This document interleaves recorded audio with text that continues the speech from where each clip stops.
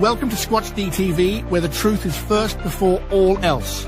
Join your hosts, veteran investigator, TV personality, and author Steve Kulls, and from the Kentucky Bigfoot Research Project and the Kentucky Fried Fixes channel, Chris Bennett.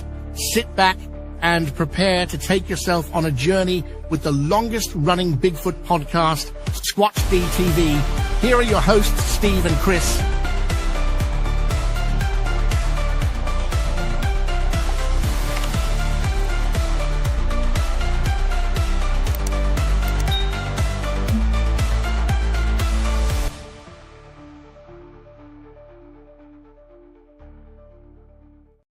And good evening, cyberspace. Welcome to Squatch-D. Oh my God. All right. Brian's got the fro on. My goodness. Yeah, that looks great, man. Fight the power. I wish I had some hair like that. Damn. I used my instant hair grow formula. Maybe I can order me some. Like literally, he was wearing a baseball cap before the intro. We come in and there he is with the big. Oh man, that's good. Oh, this is going to be I'm a fun show brother tonight. We might swap it up with something else. You never know. Okay. So you know what type of show this is going to be tonight, folks. As everybody can see, we've got a character tonight. Right in line with the rest of us. Well, anyway, welcome to Squatch-D TV for today's date, August 17, 2024. I'm your host, your guide, the Squatch Detective Steve Kulls, along with my co-host, Mr. Chris Bennett, and below him, I don't know what the hell that is, but anyway. Here's the story of a lovely lady. We can't say any more or we'll get banned. Yeti hair cream. The algorithm will throw us right off air, and It's we'll like be Bugs all Bunny. alone.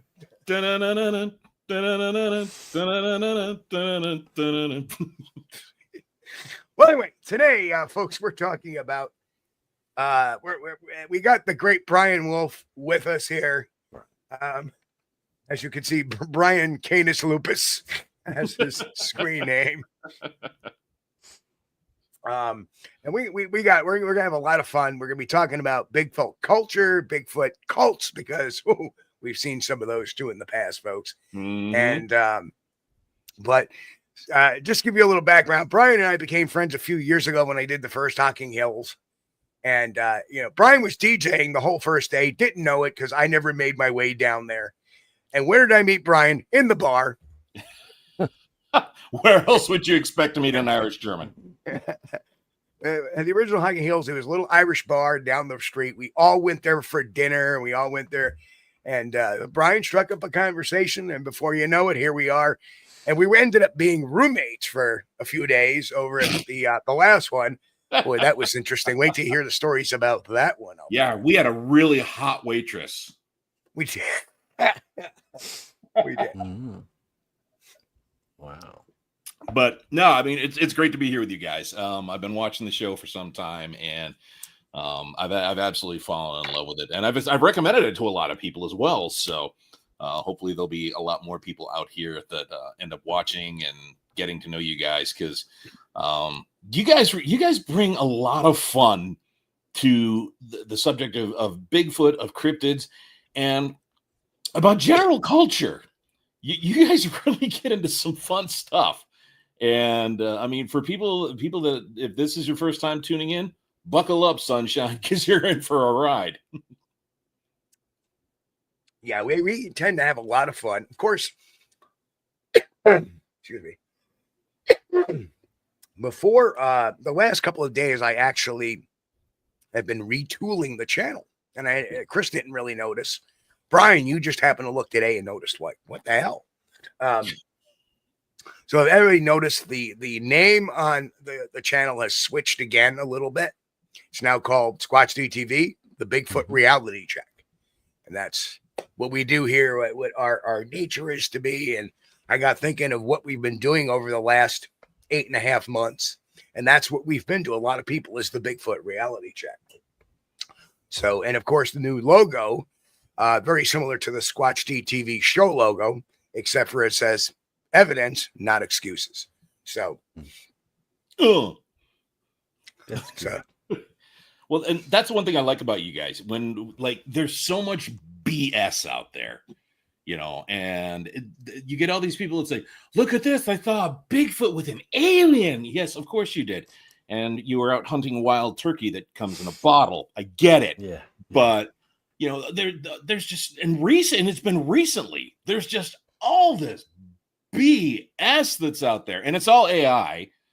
It's all these people using AI. And, look, I found Bigfoot. Sure you did. And you guys come along and you gently inform them that they are suffering from a severe case of cranial rectal injection syndrome.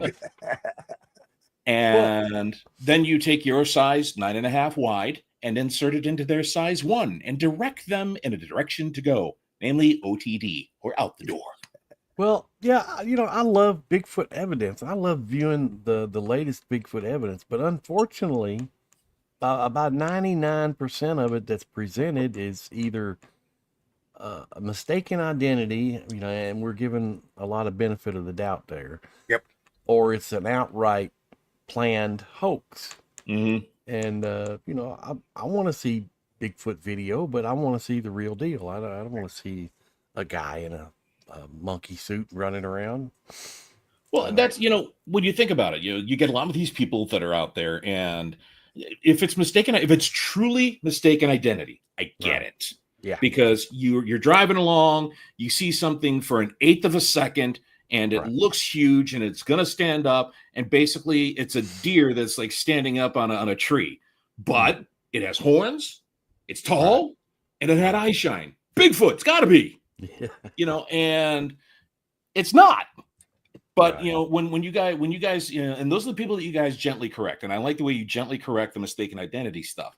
But when you have these inbred individuals whose family tree goes straight up with no branches, and they're out there and they're doing all this BS just to say, you know, to prove that, oh, see, there's no such thing as Bigfoot. Really? No. And you guys come out there, and I love the way that you, like I said, you gently and lovingly tell them that they are not only morons, but they are other things which cannot be named on here because it would be considered a radio edit. Back to you. Right. Well, I think Steve does a good job of I love it. picking stuff out, and you know, he's got that private detective background. Mm-hmm. And he can get in there and he can find out, you know, oh, well, this dude created a website, you know, 2 weeks before he had his supposed sighting. You know? Nobby, the Nobby video. Yeah. There. Oh, that thing was ridiculous. Yeah. That Nobby video was ridiculous. And Now, just to let you know, Brian, you've only been into Bigfoot into recent life.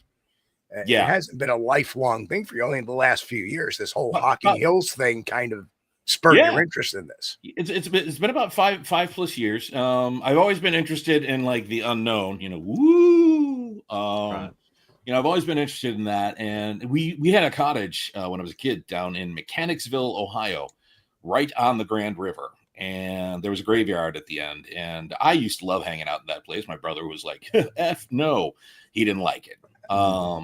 And I know that when I was a kid, and this is something that it could be mistaken identity, so I'm going to say it for what it's worth. But when I was a kid, I was like about 6 years old, and I remember looking across at where the rope swing was, and I thought I saw a guy in a ghillie suit. I actually knew what a ghillie suit was back then, because there were people that hunted in the area. But it looked like a ghillie suit, but a really weird ghillie suit. Now, could it have been a guy in a ghillie suit? Probably. But could it have been something else? Most likely, because apparently in the area of Mechanicsville, Ohio, there's been a lot of sightings recently or over the past few years. Right. So did I see one? I don't know. You know, I mean, like I was 6 years old. Okay. So, I mean, what the hell do I know? But the more I think about it, I'd like to think that I did, but So well, the thing that you're doing right now, you're going back and saying, well, you know, I'm not really sure because I was 6 years old, but it looked like a could have been a guy in a ghillie suit, but it looked kind of weird. Yeah. That's a good thing. I mean, you're going back and you're analyzing it, and you're dismissing it partly because it could be a guy, and you're going ahead and bringing that up. But it could have been something else. Well, I can And barely so- remember breakfast. Some of the things, some of the things you got to remember when you go back and you reminisce is what time of the year was it when it happened? Was it summertime? Yeah, Because it was the summertime. Because if it was summertime, you're not going to have a turkey hunter or a deer hunter in a ghillie suit. Right. Well, See where I'm going? Yeah, no, the rope swing was there for everybody. The people that built the rope swing had a cottage across the way, and they were kind of I think they were aliens because they were a little odd. But maybe they were taking pictures of all the kids on the rope swing. I think they were.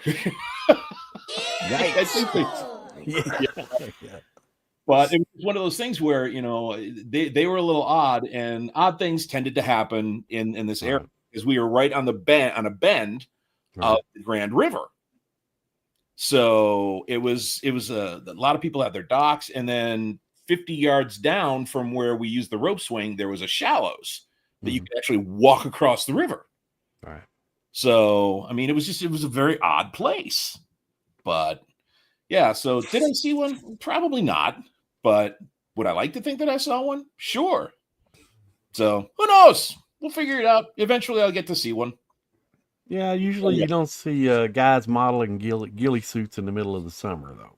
So, Well, you know, that's one positive that could be. It was the 70s. That's a little step closer to maybe you did have an actual sighting as a child.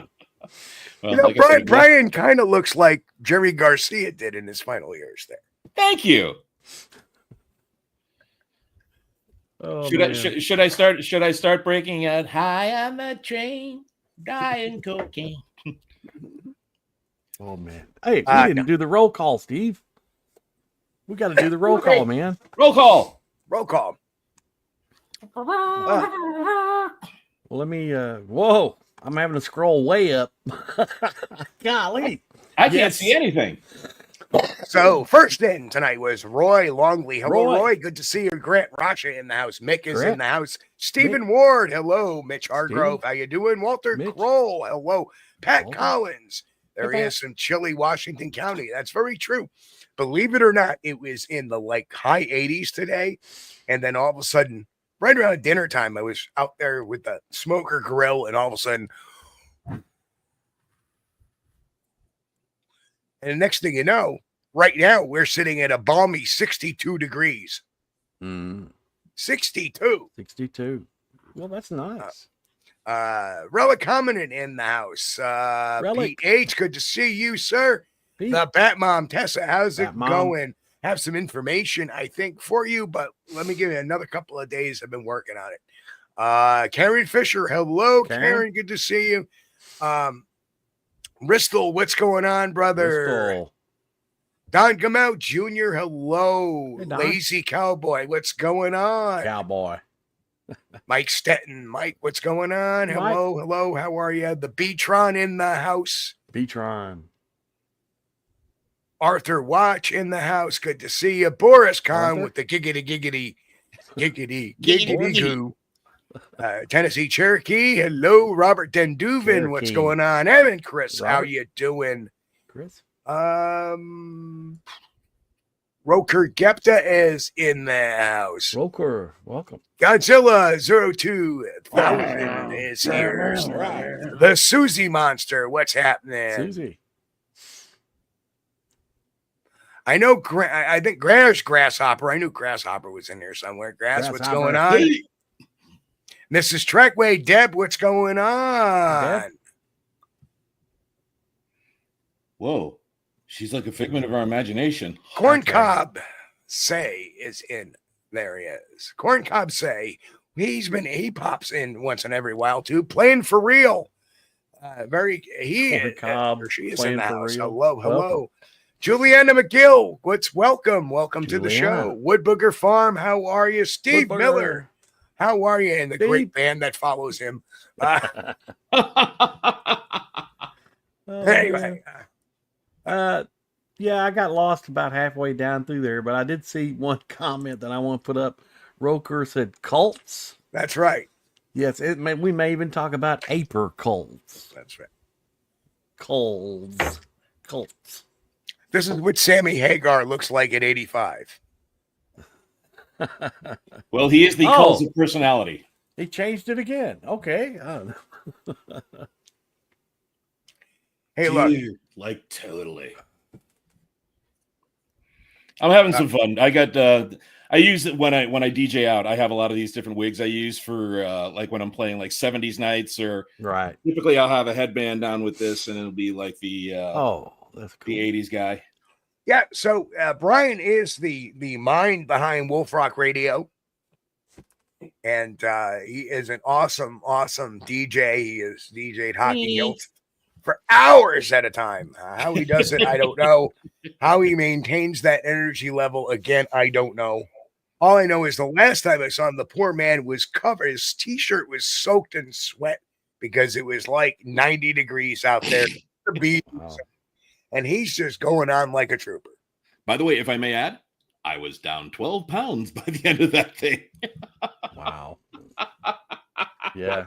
Much time to eat, nor much to eat, to tell you the truth. Yeah, I was like, I came home that after the Hocking Hills weekend. I stepped on the scale, and it said, it basically said I was down like 12 pounds, and I'm like, damn. So, the Hocking Hills weight loss program. Yeah, I think we were all on it that week. Contact Steve Kulls for further details. Granny asked, when did the shaggy dog replace Brian? Well, unfortunately, it was a rough transition. Yeah, boo. Sorry. Don't dog me out. Don't dog me out. Ride the snake SNL skit. Well done, Bat Mom. Well done. So, anyways. So, what really, besides this, what is the most compelling piece of evidence do you think is out there that's Bigfoot? The most compelling thing that's Bigfoot? For me personally, it would be the number of actual stories told by people that don't switch. Their stories are absolutely consistent every single time, no matter who interviews them, no matter how many times they've been interviewed, no matter how much anything has been done. Their stories are always letter for letter the exact same. And I just scared him off. No, he does this. Okay. That's okay, bro. I was like, oh my gosh, I just scared him off. I'm so sorry. Grant Rasha popped up and says, the PG film. Here's the thing. The Patterson-Gimlin film is great. But unfortunately, you have so many people that have bastardized it. And I hate to say that, but they have. Yeah. They totally bastardized it. They've tried to come up with all these different, like, well, I didn't see breasts on the thing, and I didn't see this, and I didn't see that, and I didn't see the correct, and I could see a zipper. If you could see a zipper, you are a hell of a lot better eyes than I have. Yeah. So I think the PG film is a great thing, but when you hear thousands, not hundreds, but thousands of stories where the exact same story is told every single time. Right. That tells me that there's something out there. Miss Trackway, don't worry about it. Hocking Hills is going to be bigger and better next year. Trust me. It's going to be bigger and better next year. So, but yeah, well, I think that's a huge thing. So go ahead, Chris. Well, that was one of the things about the PG film that he mentioned, that Bob Gimlin has never changed his story whatsoever. No. During this whole time. And some of the things that Bob saw that he talked about even kind of conflicted a little bit with Roger Patterson's retelling. His the way he saw it. Okay, his point of view is what I'm looking for, I guess. Right. And Patterson described getting his foot hung in the stirrup. Right. But Bob Gimlin didn't see that. So he reported what he saw. Of course, Gimlin is not Patterson, so they're two individuals. But Well, he kept his part straight, what he saw, and I can always appreciate that. and that's a big thing right there, because you had two people that were actually in motion. Mm-hmm. They were Right. both moving.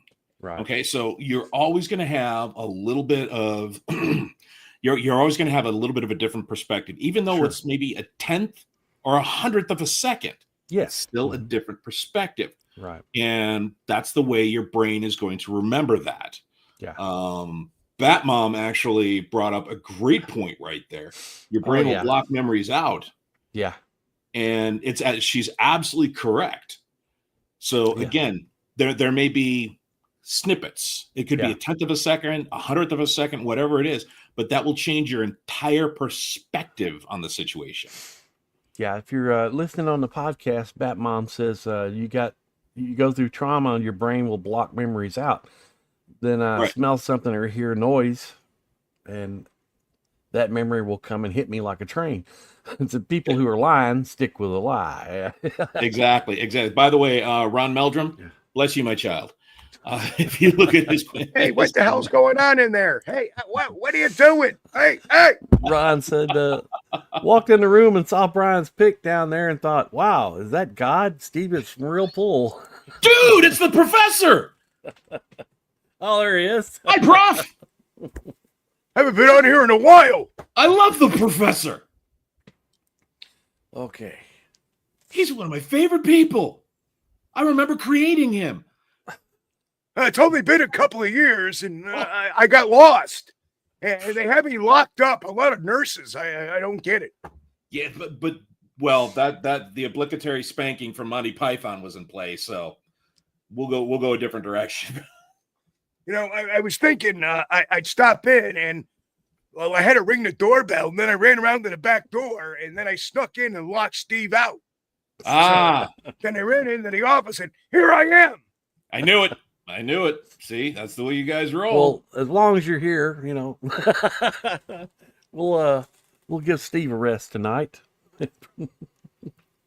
So, but no, I mean, when you're talking about Bigfoot like that, I'll tell you, you get so many people that are completely and totally, they're on. You can if somebody's BSing, they're going to blink a lot. They're going to start to sweat heavily. They're gonna move a lot, But a lot of these people, when they talk about it, they are absolutely dead still, and some of them look terrified. Yeah. So and that's the thing about being a researcher, especially if you're taking interviews with people. After a while, well, if you read some of Steve's books, you'll get to where you can judge some of their micro expressions and a few little odds and ends that'll tell you if this guy is telling me the truth or if this guy is Speaking of, there's pulling my leg. Steve just had a new book drop, ladies and gentlemen. Round of applause for Steve Kulls. New book drop, and he's got them. So if you haven't gotten it, believe me, we talked about this book, and guys, this is the no shiz real deal book. So I can't wait to the get psychology of Bigfoot is a good one. It's a good one. Yeah. Why is there a story in here about me? Oh, did he include that one? Uh-oh. I swear I didn't mean to leave my pants behind. No. And that issue with you in the Turkish prison, sir, I'm not sure where we're going with that. Oh, sorry. My apologies. I didn't mean to bring that one up. My bad. Bad memories, maybe. My bad. So, can I ask the general audience if they've seen the Sasquatch Monopoly game? Has anybody seen that? Yeah, Brian brought that up before the show that there's a new Sasquatch Monopoly game out, and I'd never heard of it. I didn't know. It was news to me. Dude, as soon as I saw that, I'm like, I really think about it, and then I just pulled the trigger on it. So yeah. Well, I'll probably get it, as a novelty. Okay, hey, it's got Bigfoot, Sasquatch on there. It's Bigfoot. It's Monopoly. How can you not have fun with that? Yeah. I'd like to there he is. Sorry about that. He locked you out, didn't he? Tell you what. Not a nice man. Not a nice Well, man. I figure after 2 years, I was going to let McGillicuddy in, and he snuck around the back door. That dirty bum. All right. So hang on a minute. There we go. Okay. Sorry. I had something poking at my foot. Sorry.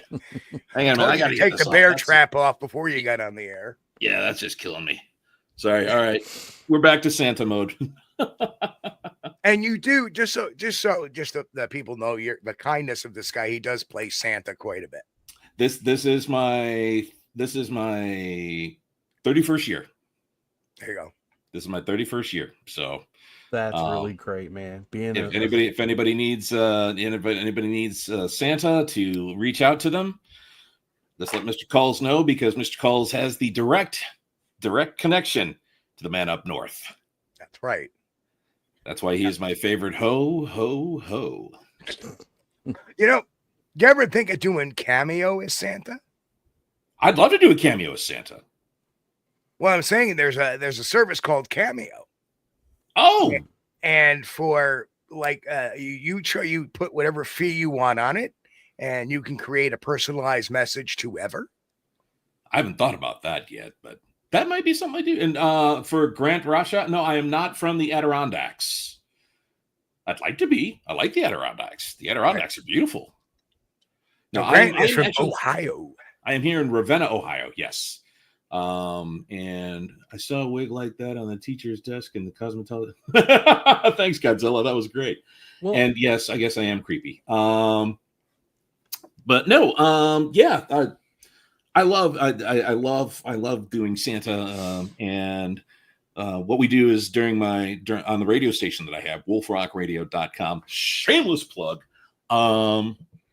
What we do is we go 90% Christmas music 2 days before Christmas. We don't go all Christmas.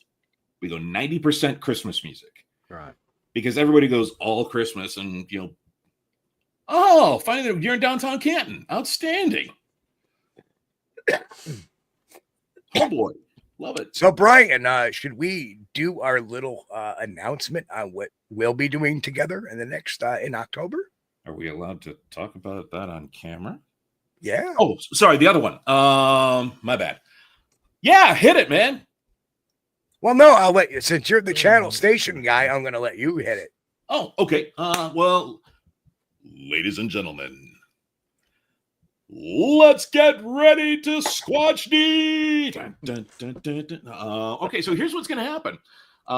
We are actually starting on wolfrockradio.com. We're starting Cryptid Sundays.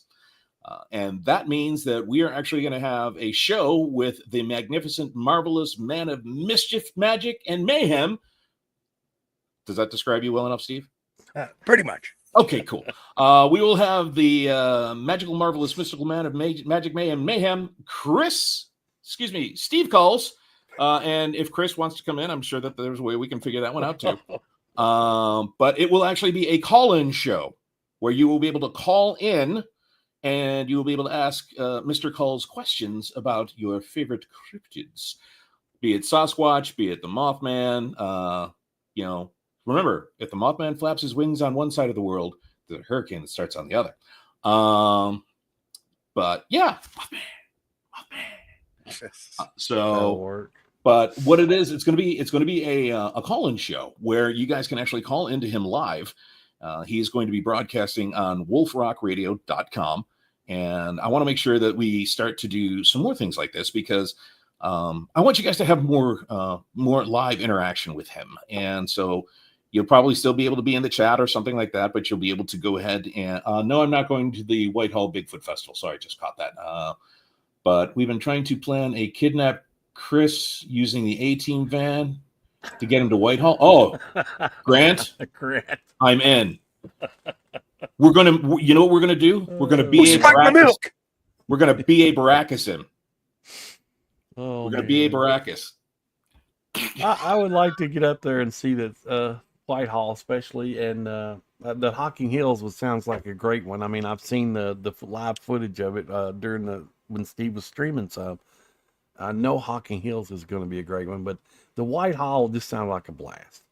Whitehall does Especially, sound fun. Maybe I should. you know, go. they do a lot of fun stuff with the calling contests and stuff. But Well, oh my gosh. But anyway, let me get back to the show here real fast. But yes, Mm. so we're gonna be starting in. When do you want to start in October? There, Yeah, good we're going to sir? start in October Yeah. because I'm on that speaking schedule through the first weekend of October. So, Okay. Yeah. So we're going to start it in October. He and I are going to get all the deets worked out, but it's going to be a chance for you guys to really get a lot of fantastic interaction with Steve. And it's going to be a little bit more intimate. Yes, we will have scented candles and all kinds of things for Steve. poopery. Yeah, potpourri. No, poopery. Poopery. Yes, poopery. And poopery is actually made with real gold, just to let you know. I checked. I have a friend of mine that was a chemist and he checked it. And yes, it does have real gold. So I know, weird. But the point in fact is it's a chance for you guys to again get a little bit more Ravenna Armory post timeout, folks. Corncob, yes, the Ravenna Armory does actually have a number of sightings, and there is also another type of cryptid that is apparently along the lines of a dogman that is in between the Ravenna Arsenal and Niles, Ohio. So one of these days I want to get out there and check that one out because there have been a number of sightings along a certain highway that I travel to when I go to Cabela's and Niles to play Santa. And there's a lot of people that have said that they've seen something on there. So I do want Chris, you're not in a timeout. Oh, no, Chris isn't. I'm sorry. No. Grasshopper, you're not in timeout. No. Grasshopper, time in.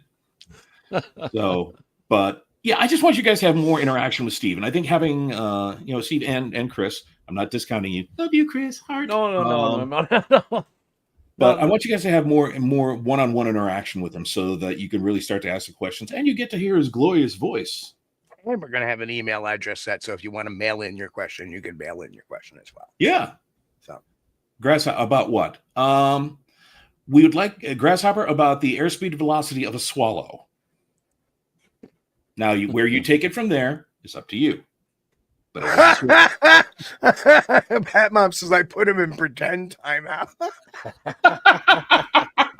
Well, she is Bat Mom, okay? So the last guy that messed with Bat Mom was named Hoffa. That's all I'm going to say, okay? So, yeah, so if you want to submit some questions earlier by email, that would be good. You can, any kind of physics questions, anything like that.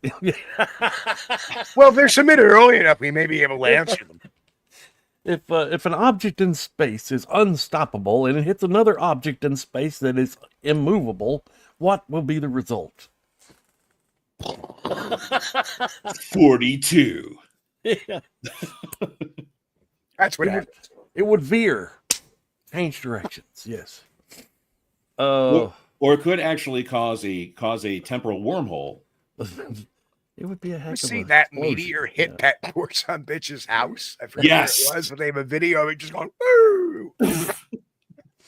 That would be my luck. That was funny. But that's the house you want to buy because, like, if you remember in the world according to Garp, there'll never be another meteor strike there. Just like when he bought the house that the airplane crashed in. What are I've the chances turned that of- house into a museum, the famous meteor strike house. Yeah. I just start charging people. Come in, look at the hole in the roof. Hey, look at that. Right. Natural sunroof. They put a chalk outline of a dog on the floor. Hate the poor dog. Yeah. Oh, that's terrible. Lori Gibbs says, my dad gave me a dime to look at a frozen Bigfoot carcass at Hood River, Oregon Carnival and went on a roundabout and threw up ice cream sandwiches. That's very nice. 9 years old. So, good time. You know what? I was going to do Lord. this stealth mode, but screw it. Huh. But the New York State Fair is the end of the month. Right. The end of the month. I still have some vacation time left at the end of the month. Mm-hmm. Guess where? And you know what's happening at the State Fair, right? Mm-hmm. That They're gonna- stupid Bigfoot body. Going to display a No way. art piece up there. They're really And showing guess the fake who's Bigfoot body? going to be there to cover it? Oh my gosh. Good. GoPro is charging behind me. And bitches, I'm on my way to the fair. So Oh. I will be there. And we're going to see if we can't get this polecat on camera. Oh, that'll be amazeballs. And it'll be worth the $10 just to get in. Oh yeah. To take a video to show you all what's going down. And plus the admission to the fair. And by the way, Emma and Chris, I don't know. But the one positive thing is fried dough. Dude. Oh, yeah. Yeah. Did you oh my gosh, and Hawking, did you get one of the elephant ears? I did not. Food porn. Well, you see, that's the beautiful thing about the Hocking Hills. It's at the Vinton County, the Vinton County Fairgrounds now. And there's so many food vendors there. Oh, there's almost like a fair food type of thing. I had a burger there that was phenomenal. I bought one the next day. You told me about it, and I bought one. I think it was the Mothman burger. It was the Mothman burger, the Mothman smash burger. Right, and it had candied cherry peppers on it. Holy fook, man! And grilled onions and and crack cocaine and love and whatever. This is Grass. This is a completely new one. If you go back to July 23rd's live episode, we exposed the whole thing, broke down who's behind it, their history, and who owns the website, and how the whole thing is just a farce. Performance artist guy's got it. Yeah. Right. So, but I think it's a good thing that Steve is doing his due diligence and going up there and checking it out for us that, it's too far of a drive for me to get up there. And it's only 3 hours for me. So I'll go out there. Now I may have to not do a show that night, but I'm going to try to make it back in time because I'm going to leave here in the morning. I'll get out there hopefully about 11 o'clock noontime. Be able to do what I need to do in a few hours, get back here by 6, and hopefully get everything uploaded and into the video machine to make it all presentable to you folks out there. Very cool. So I was reading Timberline Camp, and they, pardon me, I don't know, so I apologize, about the psychic researchers. Yeah, right. And there's a group, and I won't say anything more. Well, they claim to be able to psychically track Bigfoot. And I'm like, okay, I understand you're probably, you were probably rejected by Majestic 12. I get it.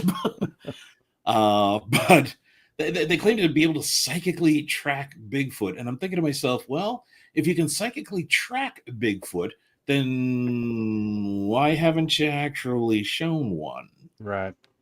And if it just people like that, God bless them. God bless them. Bless their hearts, because it's, they believe it and they're happy doing what they're doing. So I'm like, God bless them. But come on. Well, yeah, we're from Missouri on that topic. You'll have to show me. Well, it's a little difficult to believe that somebody can say, "Oh, Bigfoot is it's 3 miles away," and no. Hey, thank you, Mike Waldy. Wow, holy fook! Thank you, sir. Appreciate it. That's $50. Wow, thank you. Well, so I'll much. tell you right now, partner, that's worthy. A pretty dang good thing you did. It's my good friend Mike down there in Texas. Met him down at the Texas Bigfoot Conference. Thanks, sir. He has got an awesome rig and boat and stuff like that, all set up with FLIRs to go down those little swampy rivers of Texas and Southeast Texas, and just keep an eye on the shore. It's just a beautiful setup. Well, that's awesome. That's awesome. Thank you. Thanks so much, man. That to see something like that, that's huge, man. That's huge. Thanks so much, dude. Thank you so much, Mike. Well, I remember being in Alabama, and there was this supposed person who says she could call them in. She's psychic. She could call them in. We're like, fine, let her. I was like, I can't believe we're entertaining this, but all right, go ahead. And we waited for an hour and a half. And we're like, all right, that's it. Get out of here. We're gonna go back to doing calls and stuff, and never mind this. Trying to. Yeah. See, I can call them into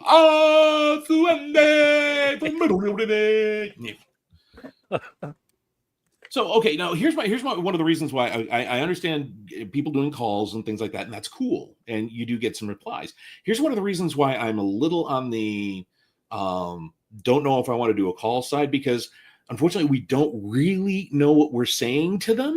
Right. And so what if you make a call and one replies and it happens to be the call that you made was a mating call, and you have a 9-foot, 500-pound beast coming at you with a raging desire for love? What you gonna do?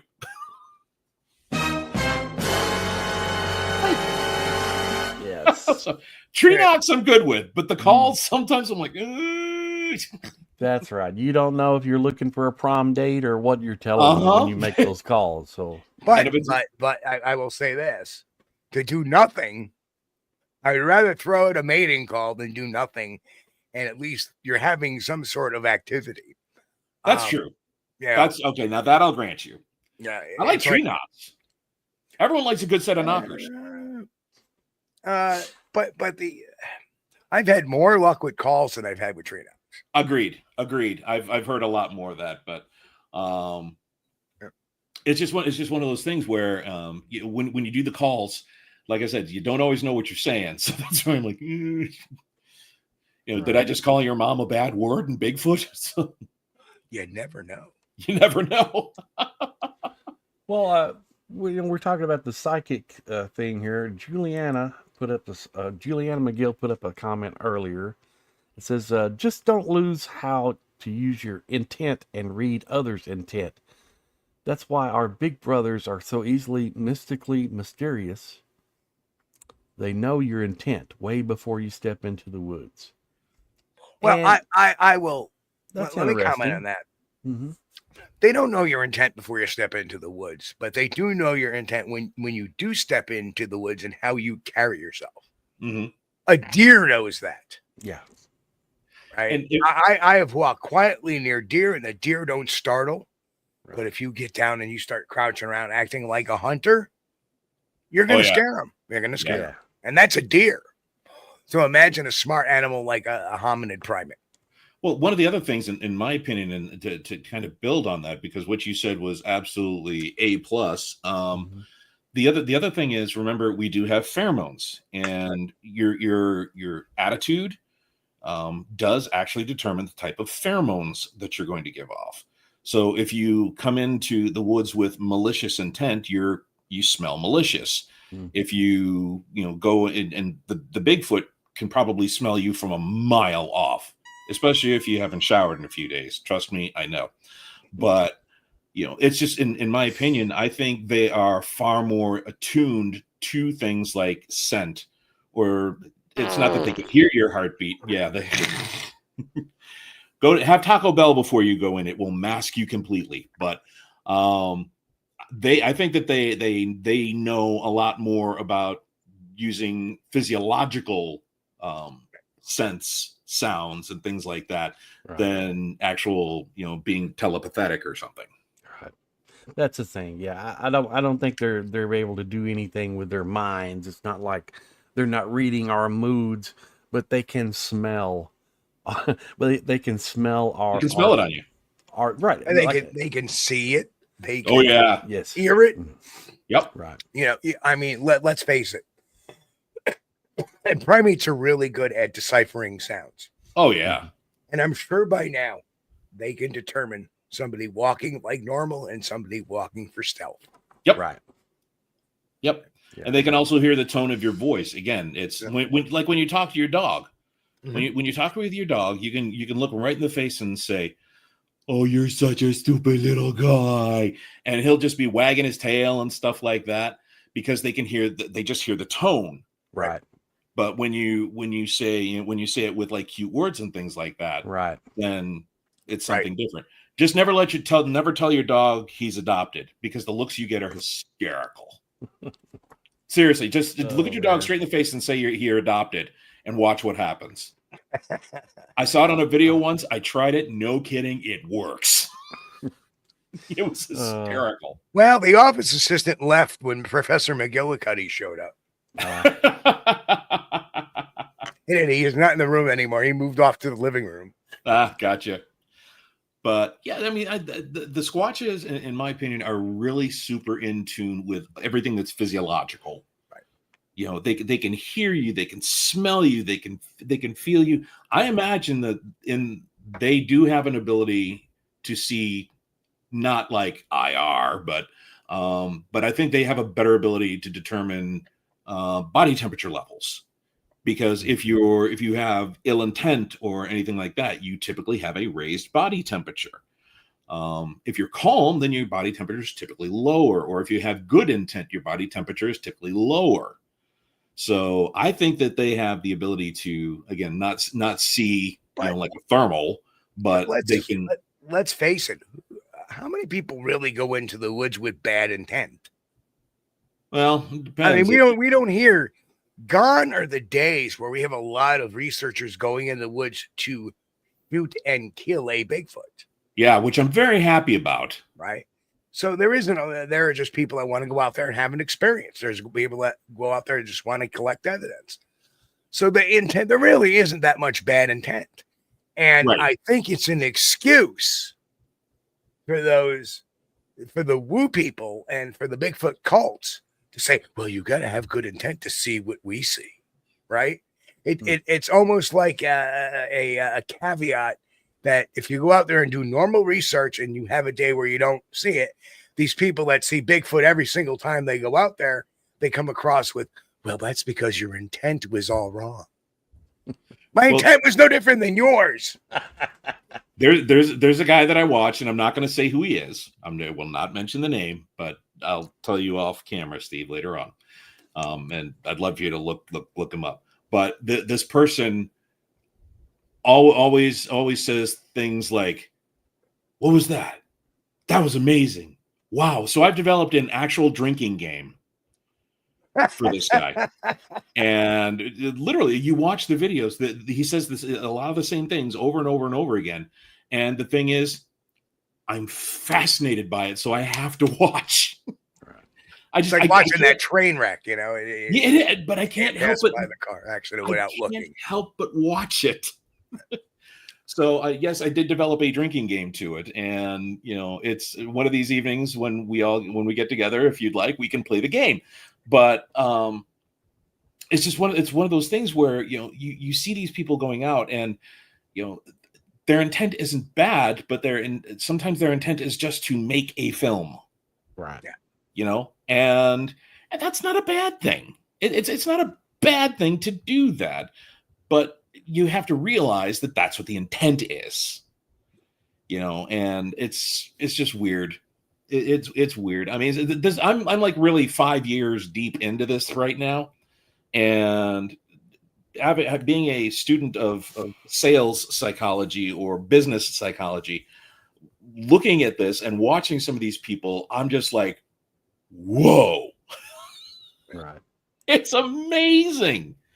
And I will admit, I have met some of the best people in the entire planet doing this.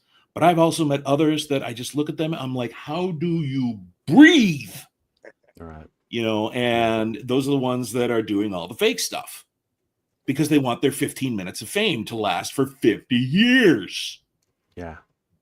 I remember watching some channels on YouTube, and there were a couple of channels that would have like a new Bigfoot video every day. So they were going out into the woods and getting footage of a Bigfoot every day. And I'm just like, well, that just don't happen. No. Right. Texas Bigfoot Ranger says, do y'all remember the pheromone chips with great ape urine Dr. Juice made? Dr. Juice. Is anyone else doing this? He no longer makes them. I actually worked, one of the guys from Nezra years ago had some of those pheromone chips. Right. And woo! Yeah. They stunk, but they did nothing. They had no effect. And it just goes to show that, you can try to combine, human estrus with ape urine or whatever, however he concocted that extra. I mean, it was a good idea at the time, I suppose, but in high insight, Now being 2020, I don't think you're going to fool anything by mixing pheromones. You need the real thing. Yeah. Right? That's the only way you don't use a, like moose scent mixed with elk scent or moose scent to draw in a deer or elk scent to draw in a moose. You use the original thing. So Right. unless we have the original thing, then. So I have a question. Hopefully I have an answer. Question for the class. So you've seen these pheromone colognes out online where they got the guy go walk up and they spray it on and the girl says, "Oh, that's so hot," or things like that. What about using something like that? Get some of this pheromone cologne which is available at Target. There was one that was called it was like male heat or something like that. Or maybe male in heat, something like that. But I mean, it's available at Target, and Chris is losing it. I can tell right now. And I saw that, and I'm like, well, I mean, why not try something like if you want to try a pheromone chip, why not try something because they're hominids, right? Okay, so they're not Homo erectus yet. Steve, Air 5, bring it up.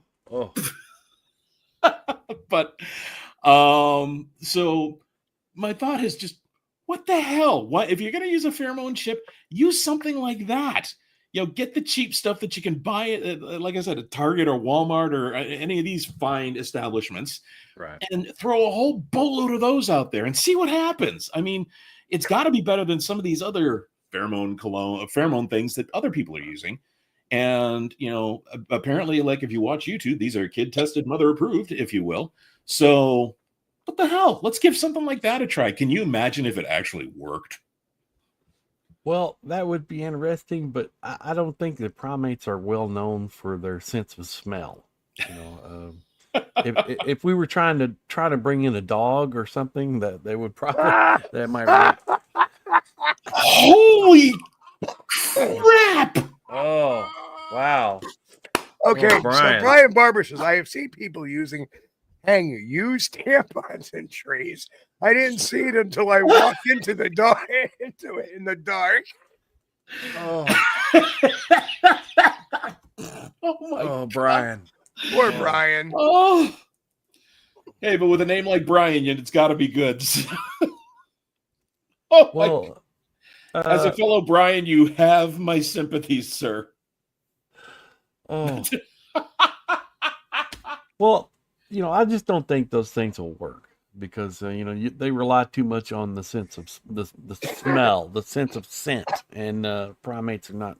We're not bloodhounds. Well, and that's the thing. We're not, but because they live in the woods. Mm-hmm. And they do use their other senses more than we do. We depend far too much on sight and hearing, right? Because we're media driven. They use everything. They use sight, sound. Sure. I imagine they can feel because they are running with bare feet. And yes, this is coming directly from The Last Airbender, but they probably can feel vibrations in their feet, et cetera, et cetera. So that's why I just kind of wonder, would a cheap Walmart-based pheromone cologne actually work? I would love to just do a test on that just for gits and shiggles to see what the hell happens. Right. So Sandwich I would agree. The only thing that works is luck. I don't think so. Because again, and Brian, I will play this for you. You probably never heard the Buck Mountain whoop call. No, I haven't. One we captured in 2023 in my primary research area. After I had called out, I made a few calls. I yelled out, "Hey, it's me." I would say yes, that a lot of times it is luck, but a lot of times, like my research area that I've worked for so many years, they begin to get a familiarity with you. Yes, agreed. They know you're not a danger. That's the way Dr. Goodall habituated the chimpanzees. Well, that's what I've been doing in the same area.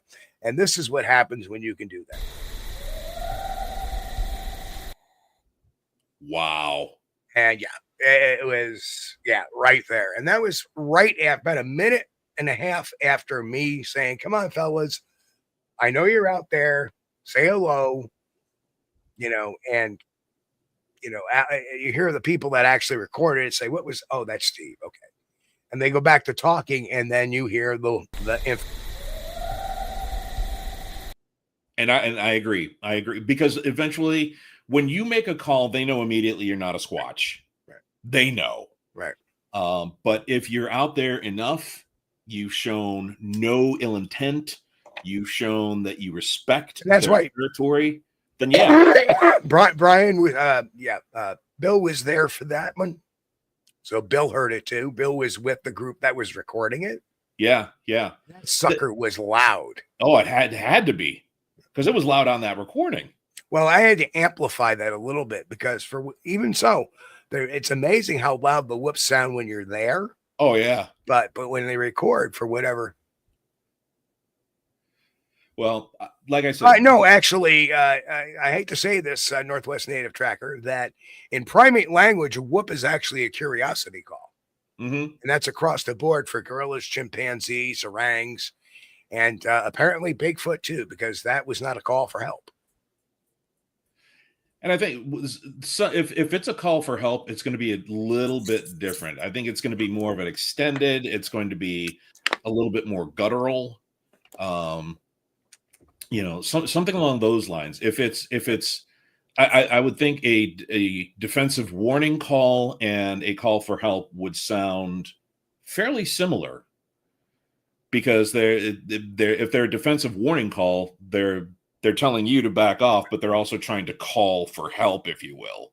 So that's why I think something like that would be a little bit more guttural, a little bit deeper, if you will. And you would feel that one a lot more. And Bill, who is there, said, yep, they went further down the hill from where they came from.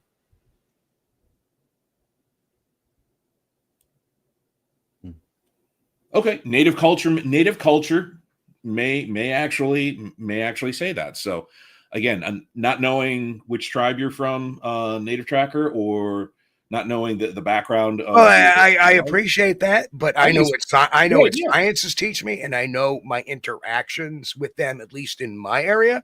You're from the Northwest, I'm from the Northeast.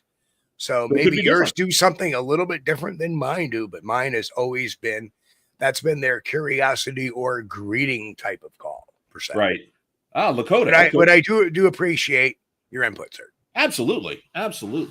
And again, as you cross, because I've actually heard some of the sounds that were recorded over in England. Right. And no, they don't go whoop. They don't do that. Bloody whoop. Yeah, bloody whoop.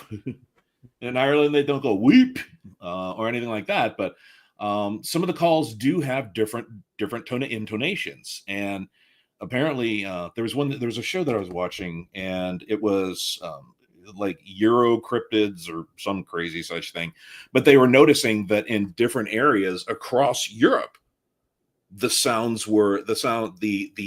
whoop, if you will, was the same. The actual vocalization was the same, but there were different tonations to the exact same thing. So when I believe it was Native Tracker said they speak a native dialect, yeah, I believe they do, just like we do. Go down to West Virginia. They say whoop, y'all. But even in chimpanzees, orangs, all have different cultures. Correct. Right. So Holy some cow, calls may mean one thing to others, and other calls may mean another thing to another group. Yeah, I just watched a fascinating show on hyenas, and most people think that they watch the Disney movies and they think they're all like, oh, it's so stupid. No, they're freaking brilliant with the way that they talk to each other, right? And the way that they can communicate with each other, especially in a hunt. Holy crap! I've never seen anything like it. I mean, they hunt. They hunt almost the same way that killer whales do, by making the hyenas actually make clicks and they make little growls and stuff just like the killer whales do. And it's amazing. So I think Squatches probably do the same thing. Like when they're out hunting, they're going to make clicks or whoops or whistles or something so that they know where they're at. And that way they can drive their prey into a case. And it amazes me how similar, of course, different species, of course, but how similar these individuals use these different intonations to bring themselves together as a group to contain prey. It's amazing. I mean, you guys are a bajillion times smarter than me in all this, and I'm fangirling. I'll admit it, but no, I've not heard a whoop. I've never heard that whoop sound in Kentucky. I've heard the screams, I'll be and I've right heard back. a hyena type cackling, or almost like a horse whinny. Yeah. But it's got a different kind of. It kind of sounds like a cross between a horse and a hyena, because it's got that one little yick yick yick yick yick yick. Yick. It's hard to explain. I couldn't recreate the noise if I wanted to. Right. But it's a little bit different. It's definitely something odd that you're not going to hear every day. Right. And by the way, Grant Rasha, no, the kazoo caller won't, but a slide whistle works wonders. I think anything, if you're going to do sound blasting or calls, anything that'll build up a little curiosity. Oh yeah, bring them in. Might get a response. Actually, using a kazoo would be a really odd idea, because I mean it's a different sound, right? And what would be interesting to see is, because I've heard that they're imitators, right? So they imitate like certain birds. They imitate like certain other animals. Can you imagine if you used a kazoo and the Squatches tried to imitate the kazoo? It would be interesting. I've heard a lot. Because I bet they could do it. Right. I've had one sighting of a family group, and as we left that area, we weren't no more than 100 yards away, and we heard it sounded what could only be described as a pack of coyotes. Yeah. And we were thinking, how in the world could there be a pack of coyotes here in the same area where we just left a family group of Bigfoot on the side of the hill? So it kind of made me think, question, were they making those noises? And, right. Though it's always a possibility, of course, we're out in the middle of nowhere. There could have been a pack of coyotes come through. That happens. Exactly. But it would be a heck of a coincidence. Yeah. By the way, good night, Lori Gibbs, and Finding Trackway. You know what? I should say Boris Kahn. I'm going to try that. Boris Kahn says, yelling Goonie Goo Goo. You know what? Dang it. I'm going to try that. I am. I'm going to give it a whirl. What the heck? I know the tree knocking for some reason. And, I don't know why. I don't know why they communicate like that. I think they do. And we do know now that great apes communicate with tree knocks. Yes. More than likely it's because they're nonverbal communication. And, right. that kind of indicates a little bit of intelligence there. That's some reasoning to use this a method of communication without speaking. You knock on a tree, and then your buddy over across the field over there knocks on the tree back. So you guys know where each other are at. Exactly. By the way, Grant Rasha said just whistle. Never whistle in the Appalachians. I was in the area one time, and everyone says don't whistle. I whistled just for gits and shiggles. And I'm going to tell you, within 5 minutes, I had the creepiest damn feeling. And I'm like, okay, note to self, we are not doing that again. I don't know what it is about the Appalachians. I don't know how it works. But like I said, I whistled, and it was pretty loud. And like within 5 minutes, I had this like uber creepy feeling going on. So not going to do that again. Right. That's something about in Kentucky.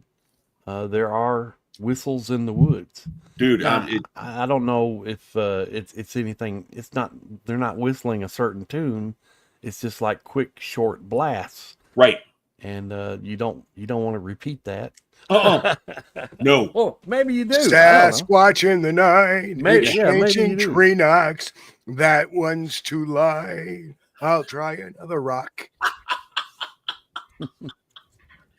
The greatest hits of Steve Kulls. That'd be hysterical. We need to have that. The greatest hits of Steve Kulls. But no, I'll tell you, one of the things that I find super interesting is how there have been so many people. Yeah, I was just saying about the little kids and everything. Yeah. How they can imitate these voices. Now I heard some people say, like, oh, they can call my name. Really? Okay, I read the book. I heard the owl call my name too, but I don't know that their vocal cords are able to pronounce or able to do something like that, like a parrot. Right. But now if they can, then that shows an incredible level of intelligence, like an insane level of intelligence. But it's just, it's one of those situations where if they can do something like that, like I said, parrots have the I believe, correct me if I'm wrong, Steve, you would know this because you're like all knowing. Parrots, I believe, have the closest vocal cords to humans because they can actually speak. Well, they can actually learn to speak, whereas like apes and things like that can't yet, at least until Caesar comes along. I don't know. I had a parrot once. Every time I came home, it was repeating, "Out the window, out the window, out the window." And what was out the window? Oh no. I never could figure that one out. Yeah.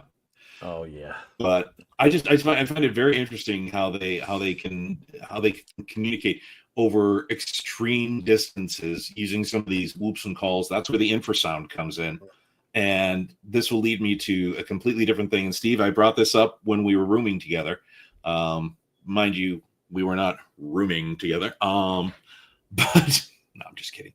We were in the same cabin together. He did see me in a hot tub, so but that's no. Actually, I saw you on the floor after the hot tub. Yeah, that's true. That's true. Because I was trying to bring my temperature down. Point in fact is, I did do some studying recently, and I have found that certain sounds can actually agitate. That was the word. Can actually agitate the air and create lights. So remember we talked about that? Yes, we did. And so I sometimes wonder if the Squatches have learned over the centuries that they've been here, if they've learned to use infrasound to generate those lights as a locator, or as to show that they are present, or for some other, we'll just say sociological reason that they generate those lights. It's kind of like, if you remember, there's the anglerfish, and maybe it's just a side effect. Yeah, it could just be a side effect. I don't know, because the infrasound that they're using may be so powerful that it agitates the air molecules enough. Because if you agitate air enough, it will actually light up. Because it accelerates it. That's the word, accelerate. It accelerates and excites the air molecules enough that it actually will light up. So Brian, you know what showed up today? What? My books finally showed up today. Yes! A week late, but it's okay. I need to get my copy. So they'll be available in Pennsylvania. Yeah. And by the way, guys, the book, Steve and I had a chance to talk about this. If you are looking for a fantastic reading book just to be like out on the front porch with a nice little dram of scotch and a cigar or something, this is a great book for that. It's a great reading book, and that's the thing. It's an easy read. It's a quick Some of them are. Yep. But it's informative.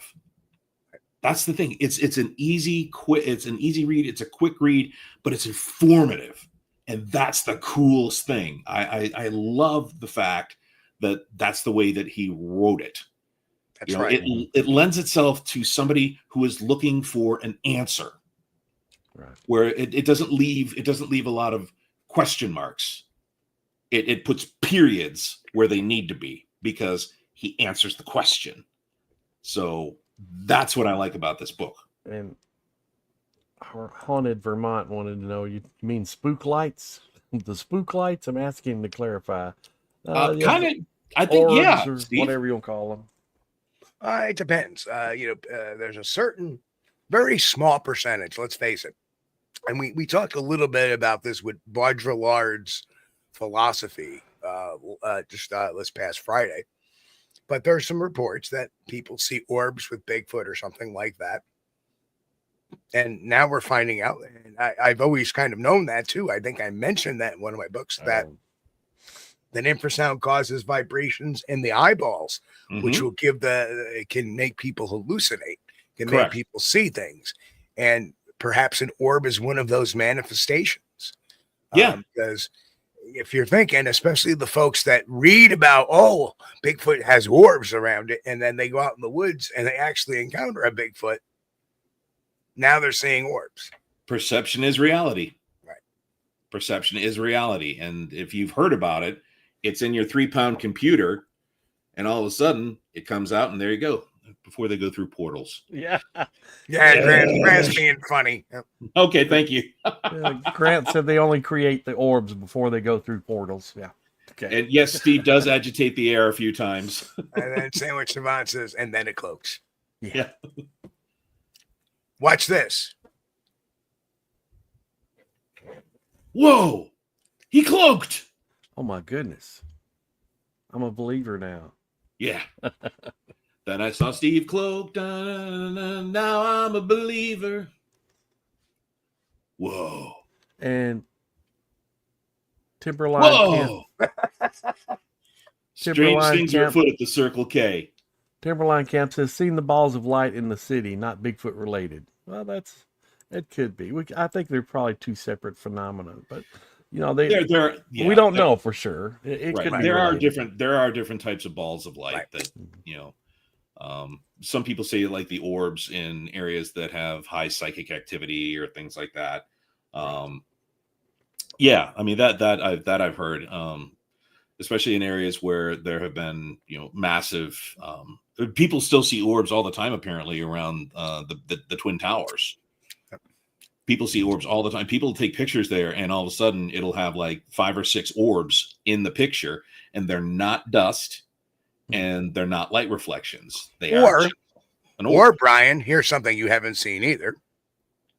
Or you're out last September, out in your backyard after there was a UFO sighting about 3 weeks earlier, and you film this. Did you film this? Yes, correct. No kidding. Yeah. Holy crap. And since I was using night vision, it shows it's a moving object. The stars are stationary. Yeah. And it's not a bug. You can see the bugs. Yeah. Oh, yeah. This thing was about 30,000 feet up. And you see, bugs coming up and dust. And those are orbs. They're not orbs. That's dust. Yeah, that is dust. Damn, dude. It's not blinking, so it's not an aircraft. There was no sound. No. You have all the luck, man. And it's not a satellite either, because I can tell if it was a satellite. Yes, I actually saw satellites with the IR. Yes, Starlink. And they are way up, and they're very small. They're very small. They're much tinier. They look like little stars, but they're a little bit brighter, and they move. Right, and they move. When Starlink comes across, Starlink is usually 3 or 6, and a lot of people think, oh, look, it's a UFO. No, it's Starlink. Just let it go. Right. But that's cool, man. Stargate was a documentary. You know what? I'm Chris. What is the best way to hide something, Aman Chris? Oh, man. The answer is in plain sight. So I'm with two Air Force guys tonight. Both, we all know Chris has been in the Air Force. So was Brian. Was in the Air Force for 12 years as a loadmaster. Loadmaster. Yep. So my job was to push things and people out the back of an airplane, and it was a lot of fun. But There's always something wrong with anybody that would jump out of a perfectly good airplane. you say that, but you've got to try it once. Oh, no. Thank you. Have former CIA operative to talk about? Apparently, you guys have some friends. Wow. Hey, Suppose cool. I do. Iridium and other satellite that freaks people. Yeah, I agree. I was looking at the skywise. 3 specific lights. One started to move, solid light, then it vanished. Yeah. Wow. And a lot of times it's not visible with the naked eye. You have to use IR to see it. I think that one that you got, Steve, it wasn't visible with the naked eye, was it? I could not see it with the naked eye. I tried to see it, but I couldn't. Right. But when you put the IR binoculars up there, it was right there. Through. Right. Bright, easy to see. Yep. Well, and by the way, for the people that are asking, if you do jump out of an airplane, it is not the fall that will end you. It is the sudden lack of velocity at the end. Yeah. That'll do it for you. Just an FYI. Well, when I took a hop when I was in the Air Force, we were talking about hops earlier. Now, for all you guys that don't know, a hop is if you're in the Air Force, and well, particularly if you work out on the flight line, but anybody can do it. They charge you I don't know what the fee is now. It used to be like $10, okay, and you can catch a ride on an airplane anywhere you wanted to go, anywhere in the world, and you catch a ride back, cost you another $10. They used to do that quite a bit, and I had spent a lot of time riding in C-130s, and I was trying to show my son. Finally, he was asking about the bathroom, and I was telling him, well, there's this place you have to sit at the very back of the plane, and it's kind of like you have a shower curtain thing you have to draw around you, and it's kind of weird. You're sitting up in the air. The commode is kind of up in the air, like. And I finally found a YouTube video of a C-130 where they showed the bathroom, and he laughed his hind end off. He thought it was hilarious. But that's not the funny part. The funny part was actually trying to use one of those things. That's the funny part. You know what that was called, right? Go ahead, Brian. That's called the honey bucket. Not like getting turbulence tossing you off the pot. No. Well, you definitely want to go before you leave. Yes. And if you can, you want to hold it until after you hit the ground somewhere. That is correct. But that is correct. If you're in mid-flight and things happen and you just have to go, if you had tacos right before you left, well, you're going to have to hit the head there at some point in time, and it is an adventure. But that's one of the great worst part is things everyone hears you. Yeah. Well, if you don't pull the curtain, everybody can see you. And then it's an experience. And you guys that's ever caught a hop on a C-130 know what I'm talking about. Well, you know what? I would take a C-130 over any of the T-tailed subsonic bugsuckers and then any day, because here's the thing: when a jet fails, what does it do? Woof! It falls. Right. Yeah. What does a 130 do? It can take one engine, climb, arc, and it's got a glide path of about 500 miles. Yeah. Those things. So I was on a flight with connecting flight to Cincinnati from. Sorry to hear that. From Chicago.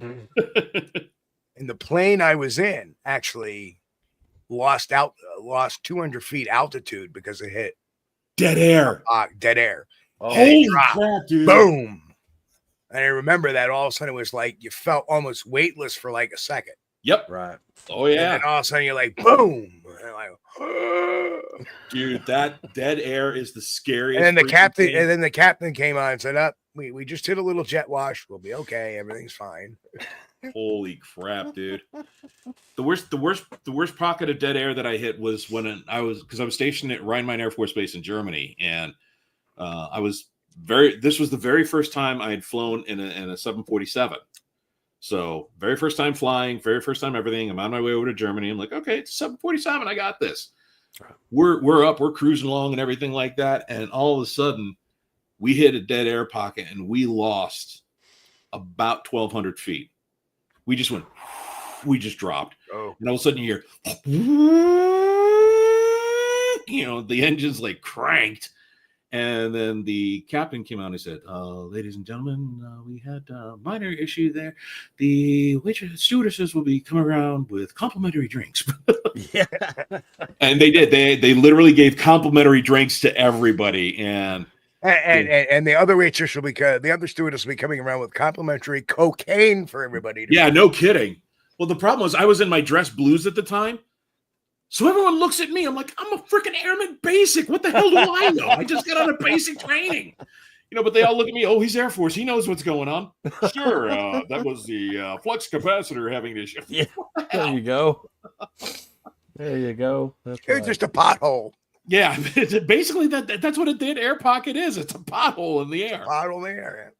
But no, I'll tell you, so many interesting things with that. But here's my question. And this is something that I've kind of thought about for a little while in regards to going back to the Bigfoot stuff.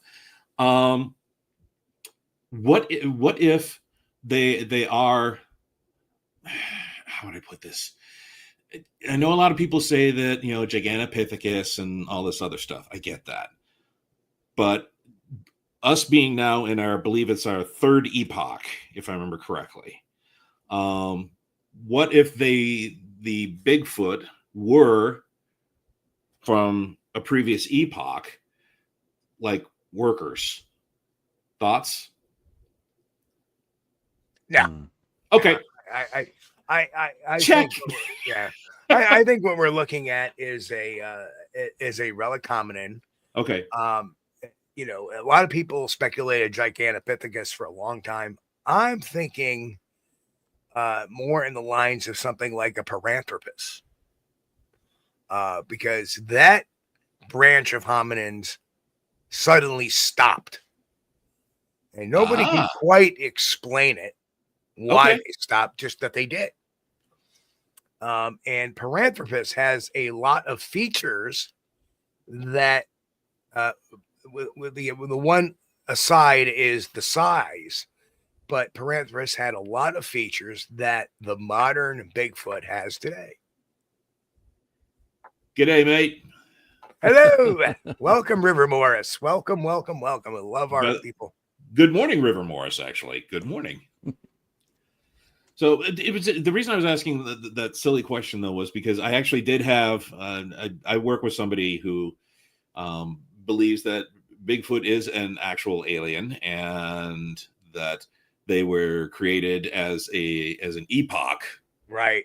From a previous epoch. And I'm like, no, that's not the deal. But, so I thought while I'm here with the class, I thought I would throw that out. Well, there is no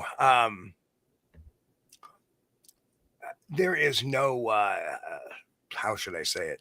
Evidence? Evidence at all or even history at all to support that other than just fantastical theory and science fiction. But George Tsoukalos wouldn't lie to us. No, it was just Paranthropus would be a good match, but there's a little problem with the size. But we don't know. We don't know that Paranthropus would stay the same size. They could have increased in size in order to help promote their existence. It could be a evolution thing where they increased in size in order to help them survive. But, what I saw was a whole lot, with the description matched a whole lot would be with Gigantopithecus. But that doesn't mean that they are a giganto. I don't know what they are. So let me answer this question. Strangely, over the last 5 or so years, people know what I do.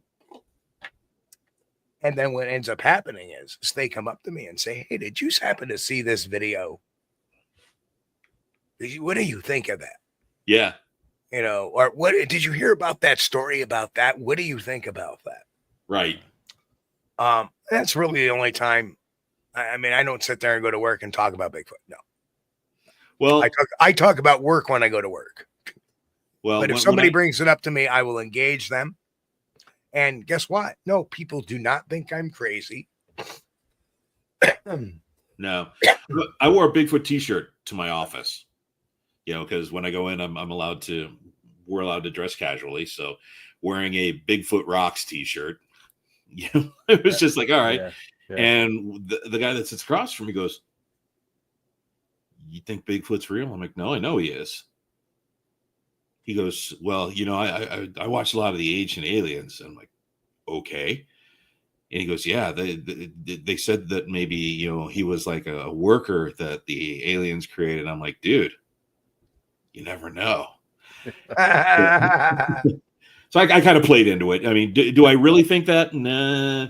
Anything's possible. Highly improbable, but possible. So I was kind of playing into it. Well, here now he's talking to me about it. I got a couple other people now that are talking to me about it. Because they're all into it. One of them, one of the ladies that works with me, her husband is like massively into Bigfoot. And when I told him that I knew you, Steve, he goes, "Shut up." Like, yeah, I've talked with Steve Kulls a couple times. Maxwell, akin to talking religion, sort of. No, not really, because I don't talk about it. If somebody brings it up, I talk about what I think of something. And guess what? It's usually in the negative. Usually it's, "Hey, did you see? Yeah, it's a bunch of garbage." Right. Right. And that's it. It's a 2-second conversation. It's not like I'm sitting there having long discussions why Bigfoot is real or anything like that. People come to me and ask me, "Is that real?" No. How about that? Is that real? Yes. I don't get into long salutations at work about Bigfoot because I'm there to work. Right. Right. Well, for me, it's the lunch table, and people start asking me questions and stuff like that, and I'm like, "No, look," and then I start referring them out to people like Steve, and I've referred people to your books actually a few times, and I know that I believe Brandy's husband. I think he was going to order a few. But now, if you're part of Maxwell, if I was part of the Woo crowd, I'd be knocking door to door. Okay, I have to ask a question. Hi, did you happen to see Bigfoot teleport here last night? Okay, I have to ask the question, guys, and I'm going to sound like a complete and utter moron. What the hell is the Woo crowd? Now comes the part where we throw our heads back and laugh. Ready? Ready!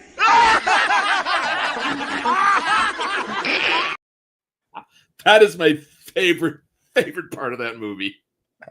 So, what the Woo crowd is the people that believe Bigfoot can teleport, jump through portals, paranormal, cloak, shapeshift, and even come in and out of UFOs.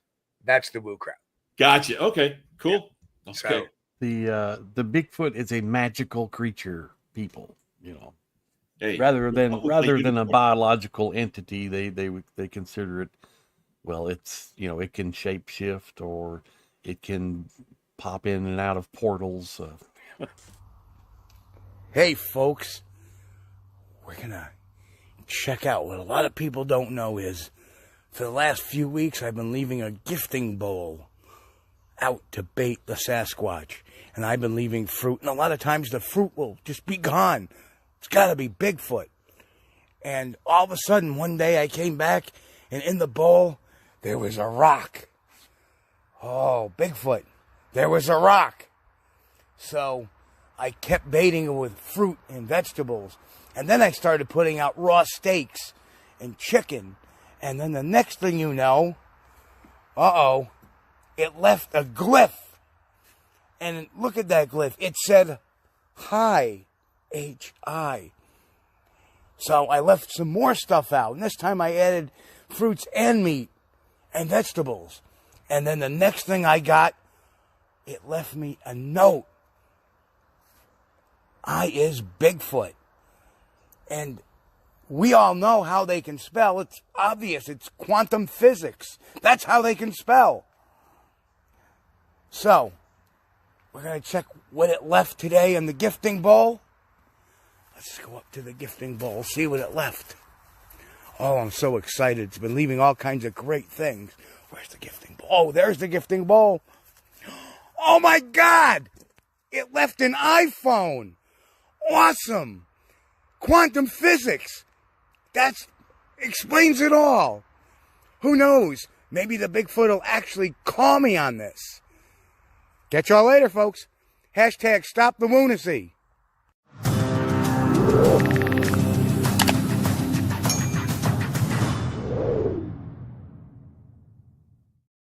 So that's the woo in a nutshell. Okay, Quantum thank you. physics.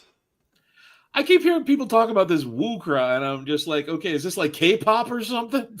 I'm trying to figure it out. Yeah, but so that's the woo. Okay, I know a lot of people from the woo crowd then, because some of these people are just like, damn. I listen to some of their theories, and it's just like Maxwell's must be talking about Dr. Matt Johnson and the Janu and the Tracheon and the Council of 12 that turned into the Council of 13 because they asked Dr. Johnson to be on the council too. So he's the only non-Janu that's on the council. I have not followed the political followings of the Council of 13 or whether they're war with the Tracheon. Oh my gosh, Igor got his phone taken away and gifted to someone else.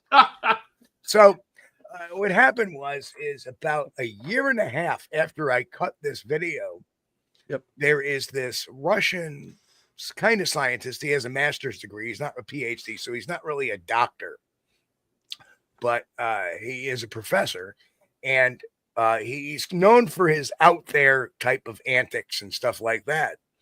And he was at a conference out, I believe, in Iowa, maybe.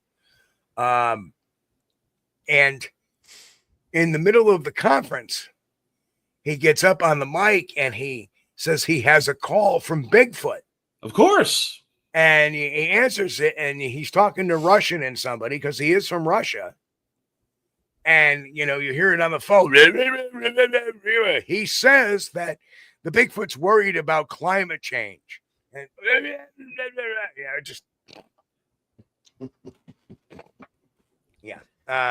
no Bigfoot joke. Was concerned about climate change. And then he released pictures of Grisha the Bigfoot driving a car and learning how to drive a tractor. Remember that? Yes, I saw those. Those are good. Did you say Krishna the Bigfoot? Grisha the Bigfoot. Grisha. Okay, Grisha. Okay. Я знаю очень маленький русский язык, товарищ. Amerikansky. Yeah. But yeah, just again, when you fall into the fantastical fantasy world of Bigfoot. Yeah, Professor. Wow. In the U.S. Wow. Oh, that's terrible, Grant. You're awful. That Yes. Can I have your eraser clippings, please? Yeah, right. Well, the thing is, I don't think that Bigfoot's going to be using. No, not telephones, Krishna. Grisha. I'll put it in chat. Yeah, it starts with a G. Grisha.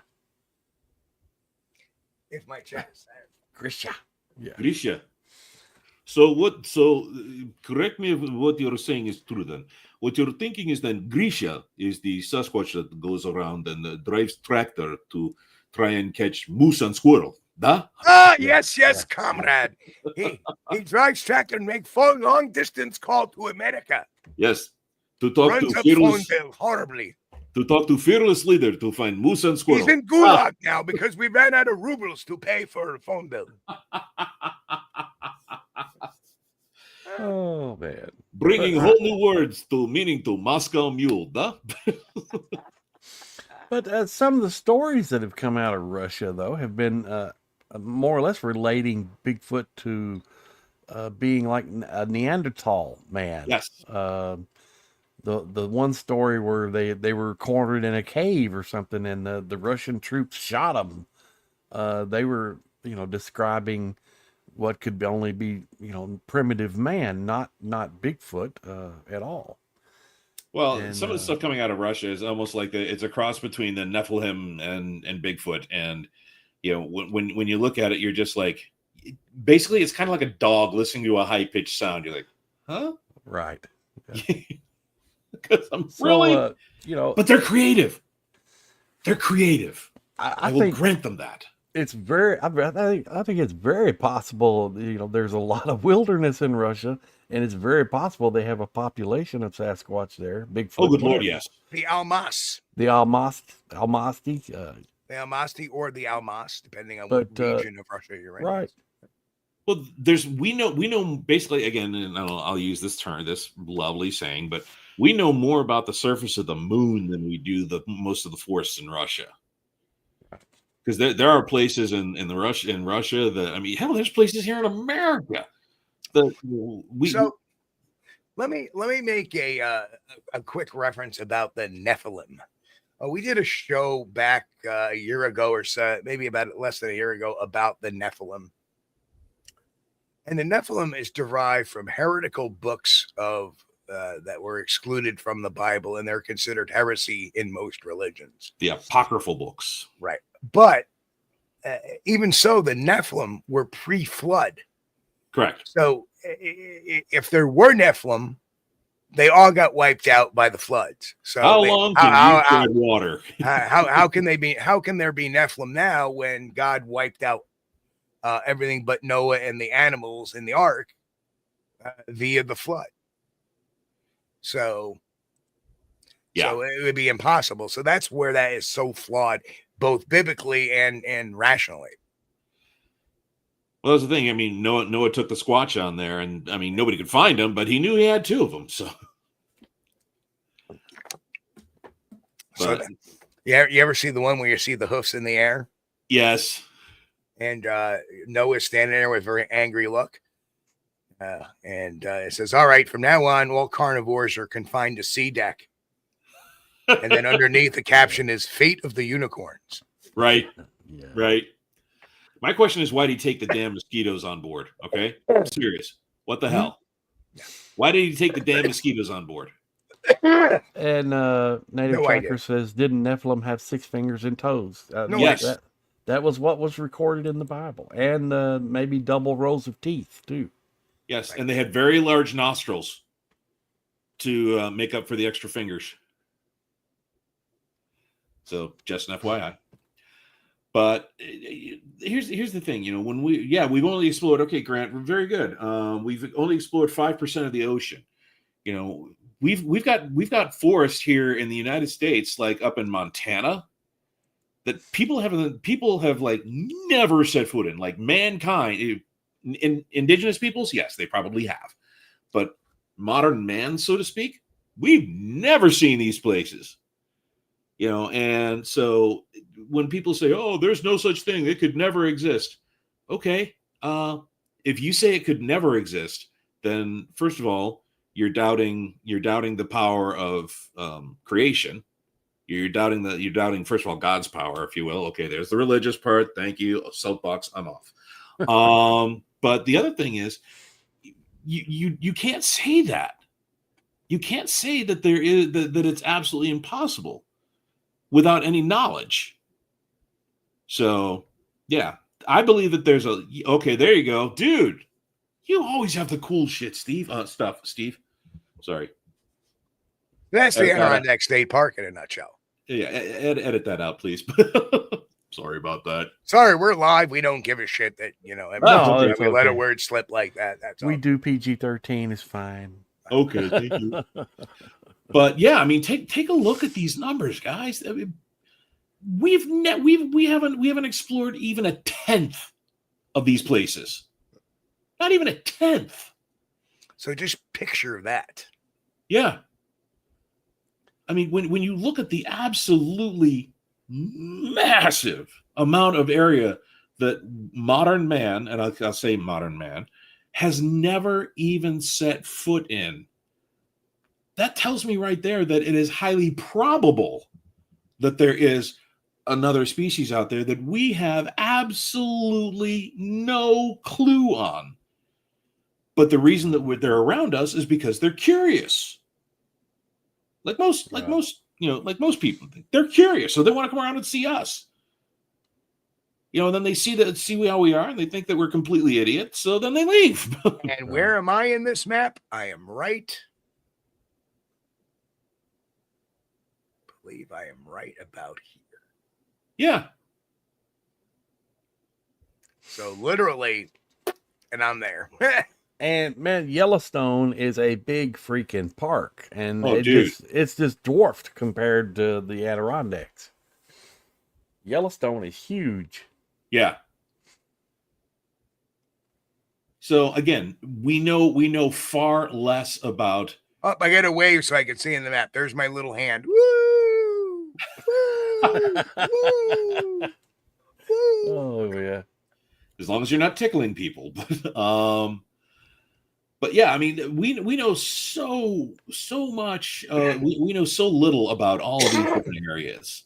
We know so little. To say that something doesn't exist, it's conceited. Right. It's narcissistic to say that something like that couldn't exist. It's totally narcissistic. Yeah. Because we don't know. And we never will. I've said this before on the show, and I'll say it to you too. In 2012, we were shooting a show for, I think we're America's Book of Secrets. Ah. And America's Book of Secrets producers said, well, do we need permits? I told them no. Well, they didn't believe me, and they called the New York State, NCON anyway. So, of course, we show up the next morning, and there's a ranger there. Yep. Full dress. And I got out of my vehicle. He was an older senior ranger at the time. And I said, I bet you think this is all BS. Oh, no. He goes, not at all. He goes, there's places in the Adirondacks that haven't been touched by humans in a couple hundred years. Yeah. And he goes, and then the NCON guy drives up behind us, and he's like, but that guy, he's a bleep. So, Western, yeah. Oh yeah, Western Carolina, definitely. Mm-hmm. Yeah, definitely Western Carolina. I've heard about the Wood Witch before. And okay, so here's the other thing. Okay, so you've heard about like in the Uinta Basin and other places out in that area, and I don't know if our Native Tracker, Native Tracker, if you're still here with us. So much, Maxwell. Yeah. Hey, well, welcome, Maxwell. Anyway, let me just throw that out there. Welcome to the show. I see you're making yourself at home. That is flipping awesome. Appreciate you being here. Yeah, that's fabulous.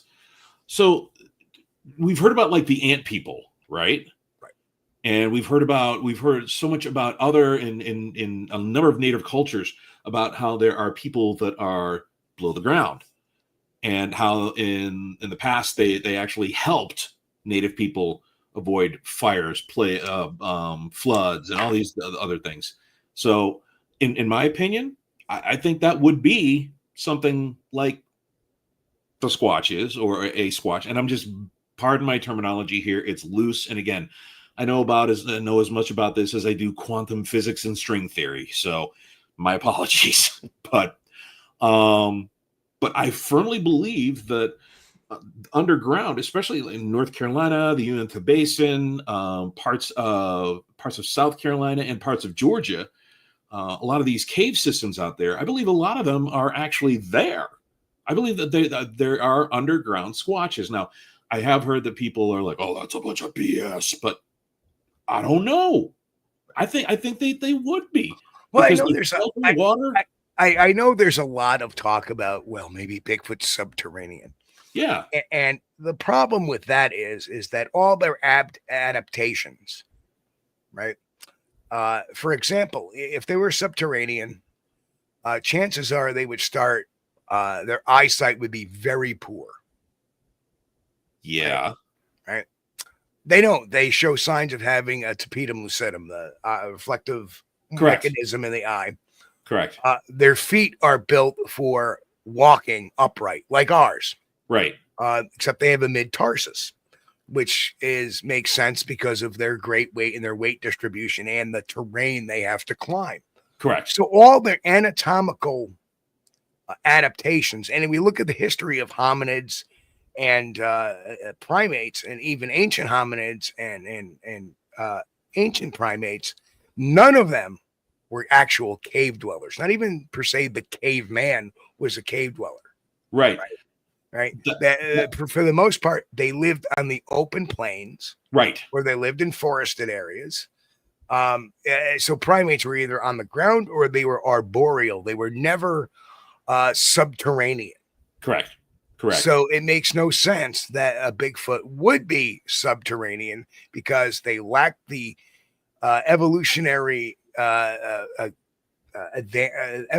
changes that being a subterranean creature would be. To me, they're ground dwellers of the forests. I agree. My thought is, though, that they may use the caves as like a highway system. They live out on the plains. They live out in the forest, but because they may actually know these caves. But most caves lead to nowhere. And in truth, primates, modern day primates, and even Homo sapiens avoid caves. That is true. Right? We avoid caves. Because why? Because there are unknown predators in caves. Yeah. There's a lot of danger to being in caves. Yeah. The lizard. You don't know if there's a way out to begin with. Right. So again, cave exploration is a Homo sapien thing. It's not a primate thing. It's not a hominid thing. Okay. So to expect a Bigfoot to go into a cave to explore it is anthropomorphic, right? Okay. Right. We assume that they're using, maybe they're using this as travelways, subterranean tunnels. That's what we would do as Homo sapiens. To think that way would be anthropomorphic. Right. However, to use fire cuts, power line cuts, railroad cuts, that makes more sense because lots of other animals use them because it's the path of least resistance. Okay. See, this is the kind of stuff that people could call into you on the show on. This is why I'm excited about it. Right. But caves, they're not the path of least resistance. Right.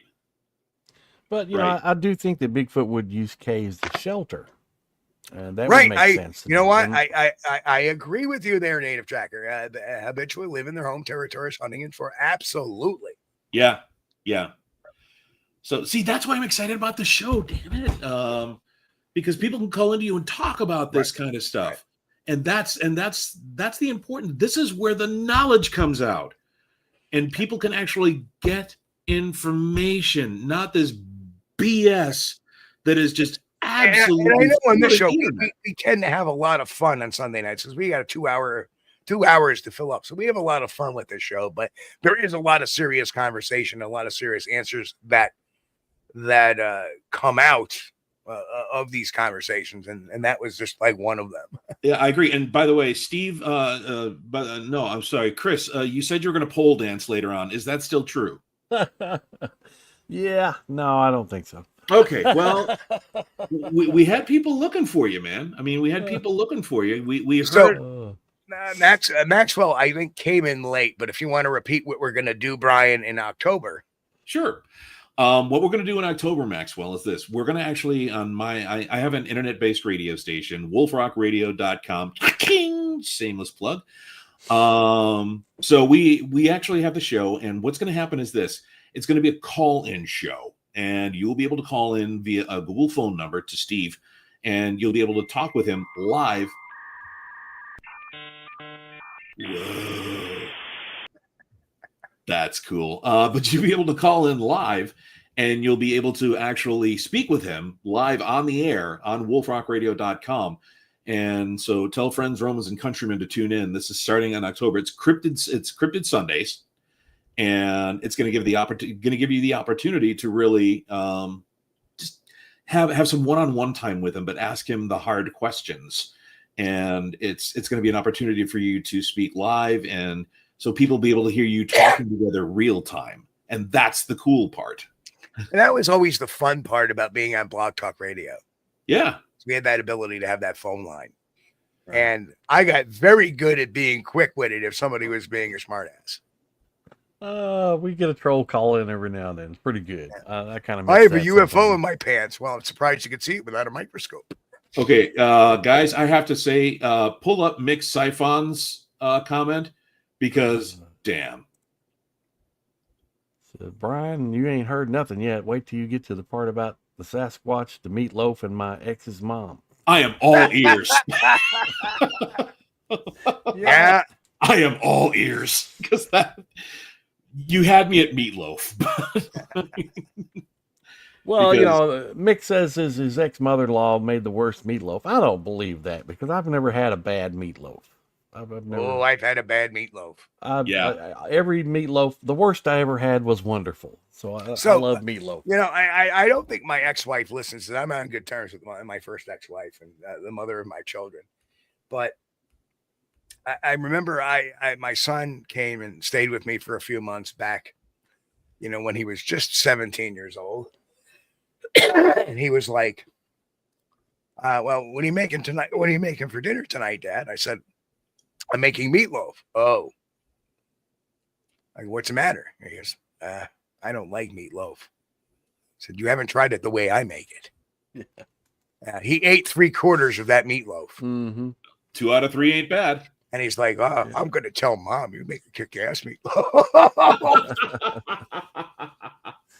Oh, man. And by the way, Grant Rasha, if you're talking about the semi-aquatic egg-laying mammal of action, yes, I'm very familiar with the So pigeon. Boris has never had a good meatloaf. Well, here's the thing. In my meatloaf, I cut up onions and peppers, and I put in mustard and ketchup and Worcestershire sauce and some good Italian season, breadcrumbs, salt, pepper, garlic powder, onion powder, a little bit of chili powder, salt and pepper, and mix that all up.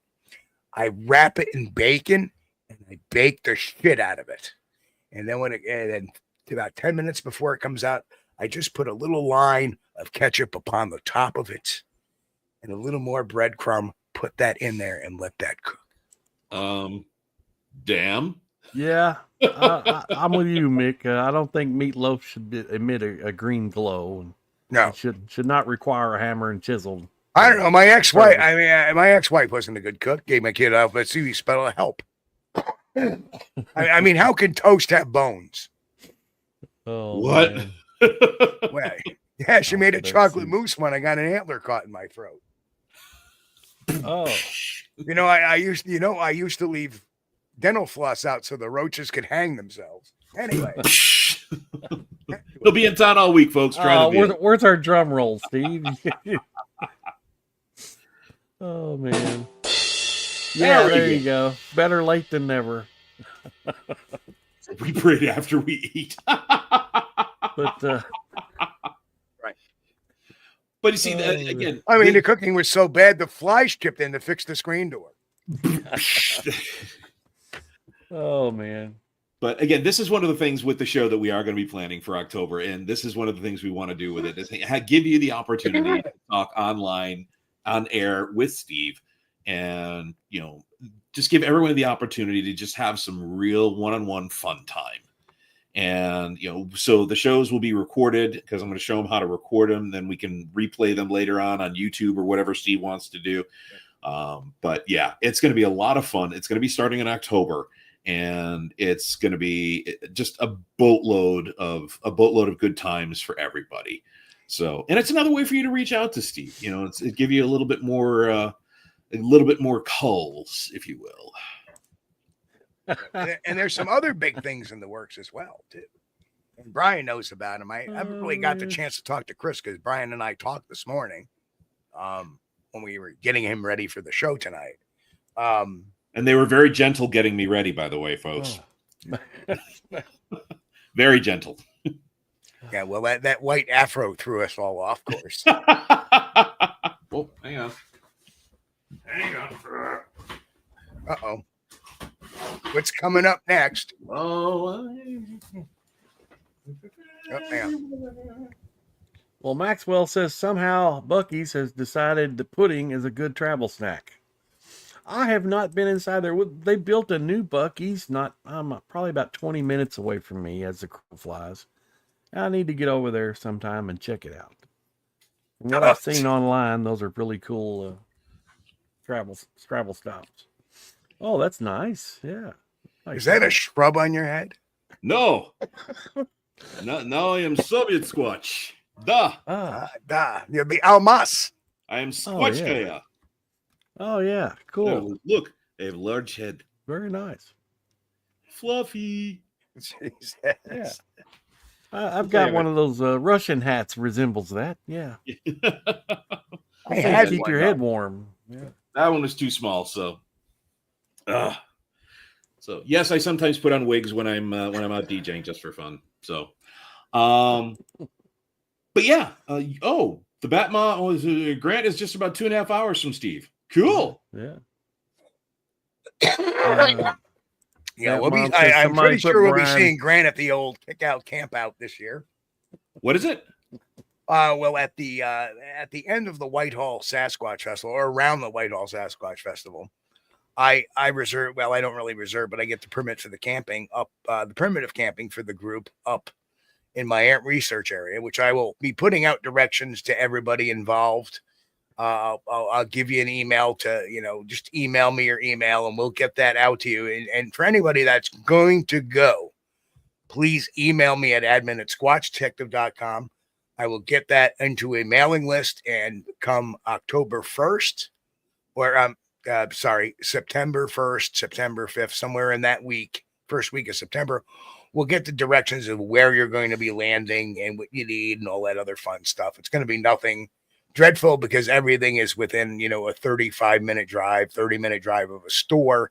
And the only reason why it's 30 minutes is because it's just a slow dive. It's not, it's like 6 miles to the store, but it's just a slow drive down the hill through the dirt roads and stuff like that. Yeah, that's not exactly an interstate highway. You've got to travel. That's right.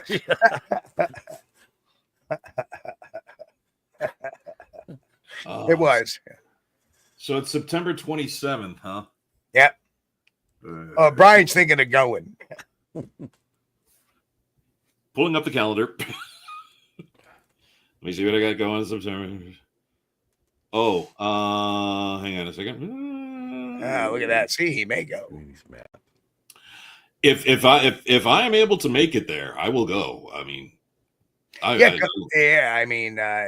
would suggest coming in on a Friday because it starts pretty early on a Saturday. It starts at 10 o'clock. It's only like an 8-hour gig. It's like 10 to 6, but we see about 4,000 people in those 8 hours. Wow. And it's packed. It's a lot of fun. It's a lot of activity. And then at night we hit the rail yard. We go out to the forest. And if you don't want to camp, we'll hook you up, Brian.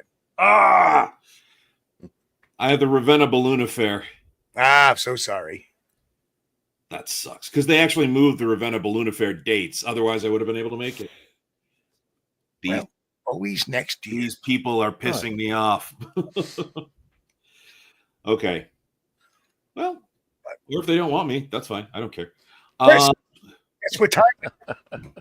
So. Oh man! Wow, this went fast. Next time you gotta get me up there for playing music for you guys and stuff. Yeah.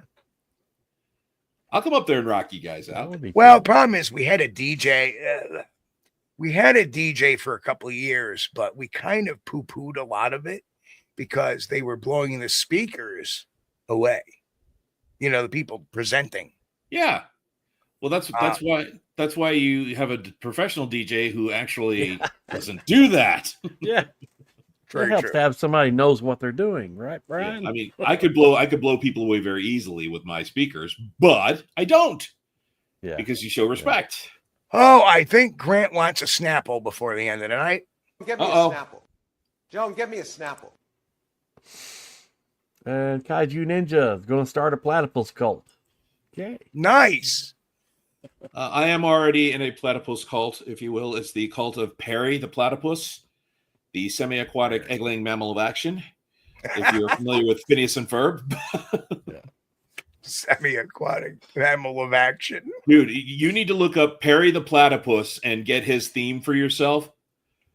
Perry the platypus from Phineas and Ferb. I am in love with this character.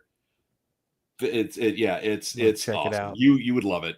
I'm going to check it out. This is new to me. I'll check it out. He's a semi-aquatic egg-laying mammal of action. I have been catching up on episodes of Rick and Morty, which I hadn't watched. I mean, my son loved Rick and Morty, and he was always talking about it. I'm like, okay, yeah, He also loved, back in the day, he loved things like Thomas the Tank Engine and the little shows that I didn't really care for.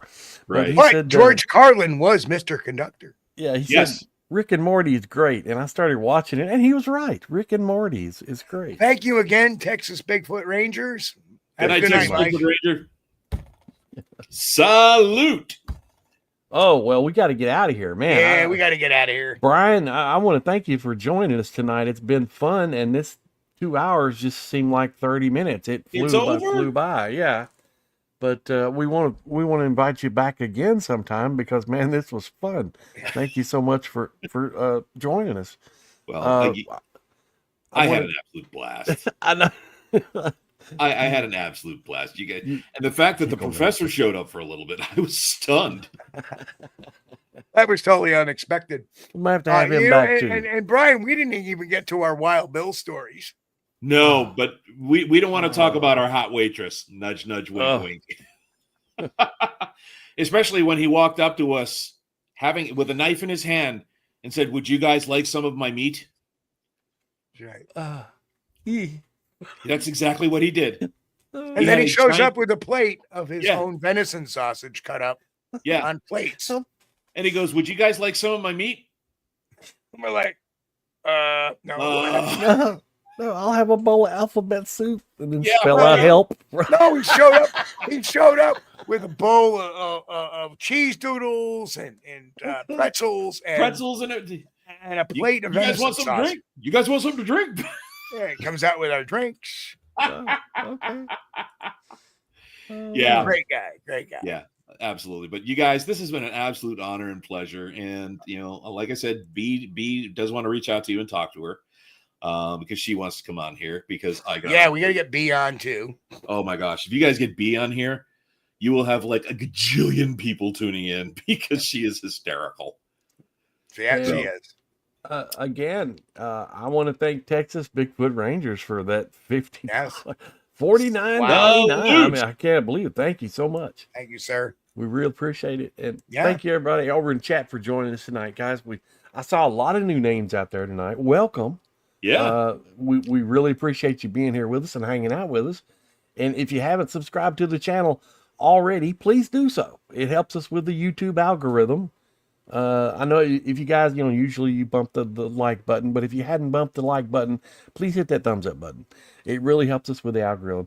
And they tell us, I keep saying the algorithm, they keep telling us, we got to do this stuff or, the shows won't get pushed in the algorithm. Okay. I don't know. They don't get pushed anyway in the algorithm. We know what we're up against. Whatever the algorithm has been mean to us. Let's face it. Yeah, whatever it is, we would love to have a little bit better treatment by it. but I guess we'll take what we can get. But thanks to you guys in the chat. We know we've got the greatest audience we could ever hope to have. And this is only possible because of you. And both Steve and I know this, and we do appreciate you. Thank you so much. Guys, of course, we love you guys out there. And Mike, I want to thank you, Mike. That money puts gas in the tank, pays for the tolls to get my ass out to the New York State Fair come another week and a half. And we will be definitely doing that, showing the videos and having some fun with that. We shall see what happens. That's good. But anyway, I want to thank Brian for coming on tonight. Brian, as always, it's been a blast. We're going to have some more fun going forward in the coming months through a whole new platform type of show to have a little more fun. There's more announcements coming up, folks, in the next month or two. So much going on behind the scenes. Unreal. The books are finally in, so I'm going to have to do another book order in another probably in about another week and a half to get them to the Whitehall Festival in time. So, and the only reason why I'm waiting till I get back from Pennsylvania is because I want to know how many books I really need to order. If I order them now, I'll be kind of blindly guessing. Well, thank you, Grant. Grant, if you would like to come out with us to that, just holler at me. And God bless you, Mike. And Grant, if you'd like to come out, hit me up. We'll, hit me up with an email. We'll exchange phone numbers. I'll give you a call. And because I want to go out there with a little bit of my contingent, a little bit, just to keep an eye on things. Hey, so, Native... thank you, Native Tracker. Appreciate it so much. Make sure, folks, on the way out, hit that thumbs up. We love all you guys. And even though we may not agree on everything universally, we do agree Bigfoot exists. It's real. And our only aim is to get the truth out there, expose the garbage and the charlatans out there. And at the same time, let's get to the bottom of this mystery using evidence, not conjecture. But anyway, folks, love you guys. We'll see you all. Today is Sunday. We'll see you Wednesday night, 9 p.m. Eastern, right here, youtube.com/@SquatchDTV. Love you guys. Peace out. Be safe. God bless. We thank you for being here with us on Squatch-D TV.